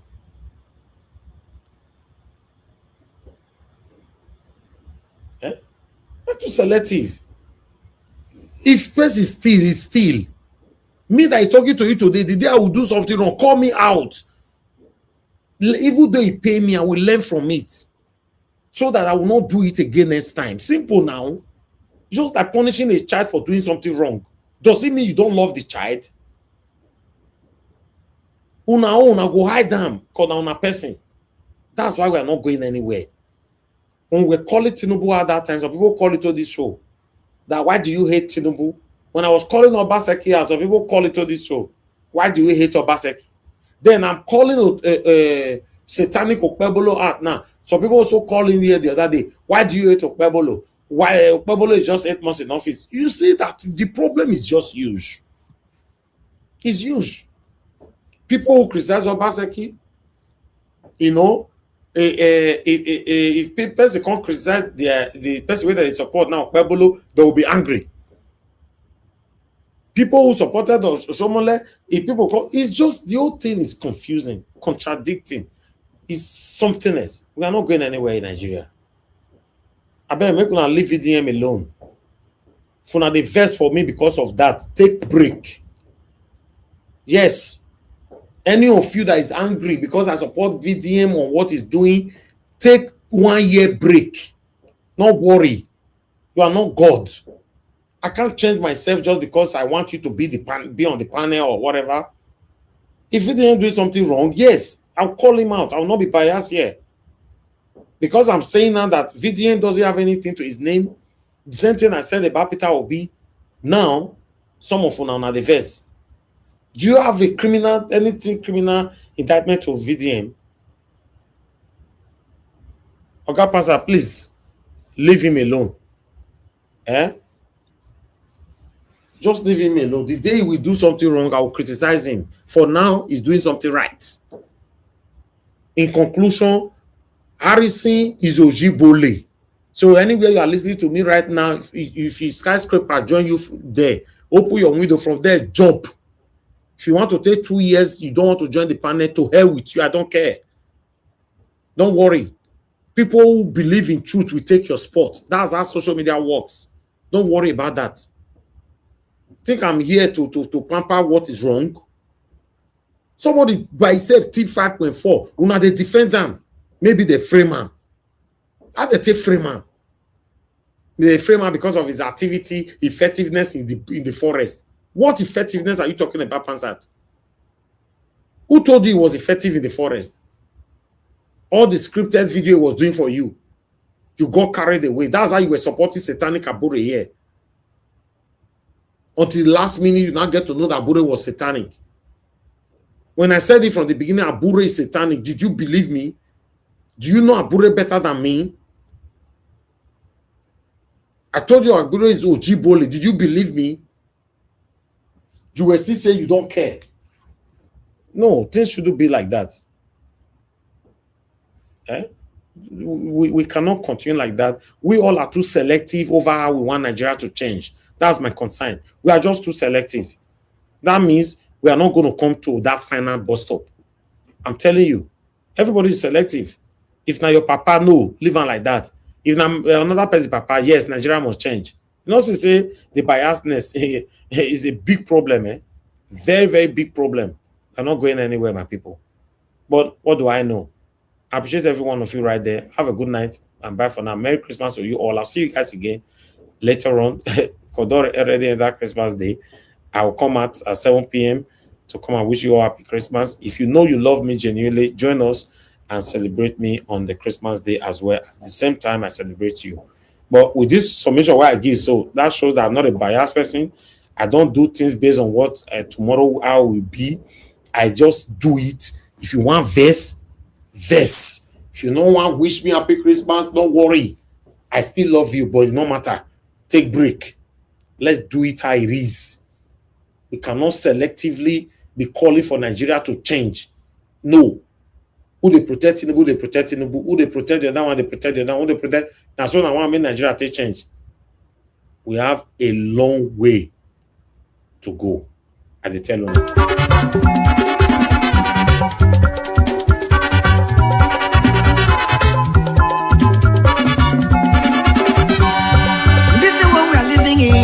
In this world, all of us today in motion. Everybody there in motion. Moving to our various stations. As we there in motion, make we do good to ourselves, yo. Make we do good to our neighbor.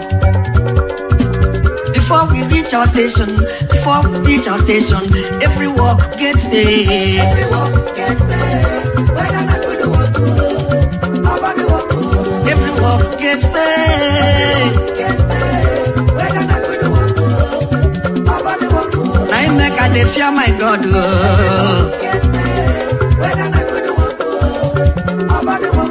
I make a day fear my maker.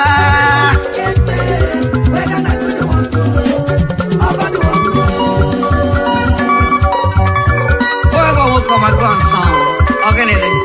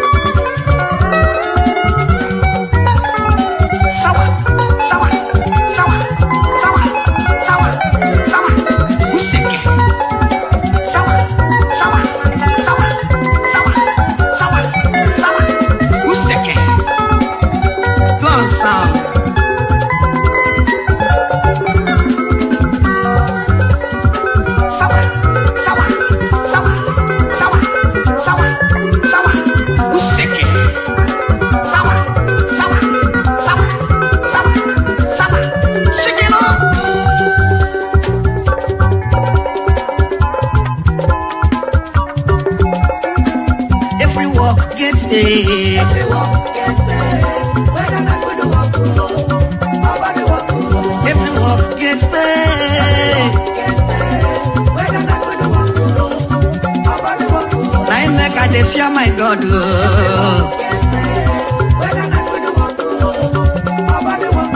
I make a day fear my maker.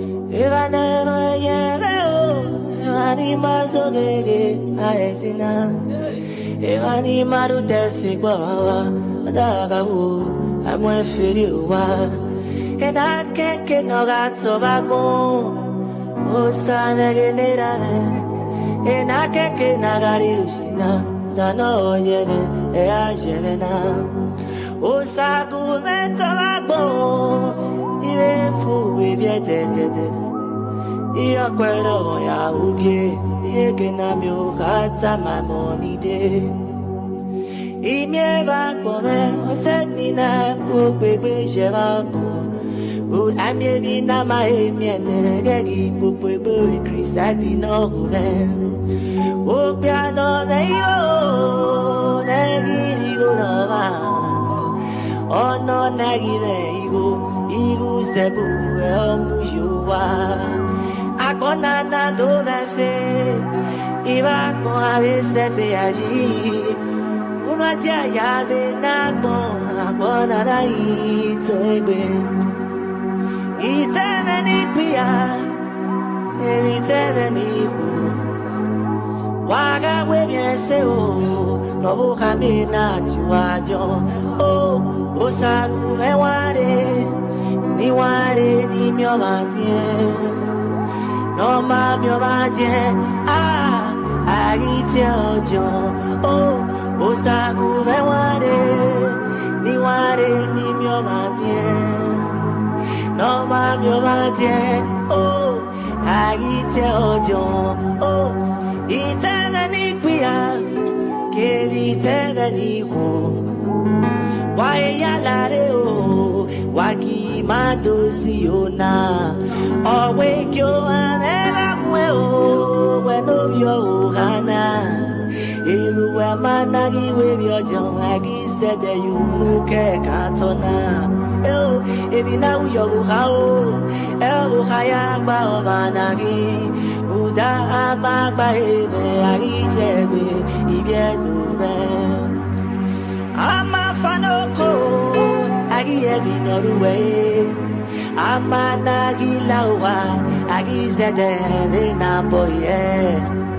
O piano veigo, agi jigo baka. Eya ubo aye, ono na wanu sake agon. Eu, o saco veio de homem bigo, comeria de homem bobo. O sanu comeria de homem, buto menate oju. O saco me ware, ni mi omadie. Me bigo me bomo no ma mi omadie, me buto me agite oju.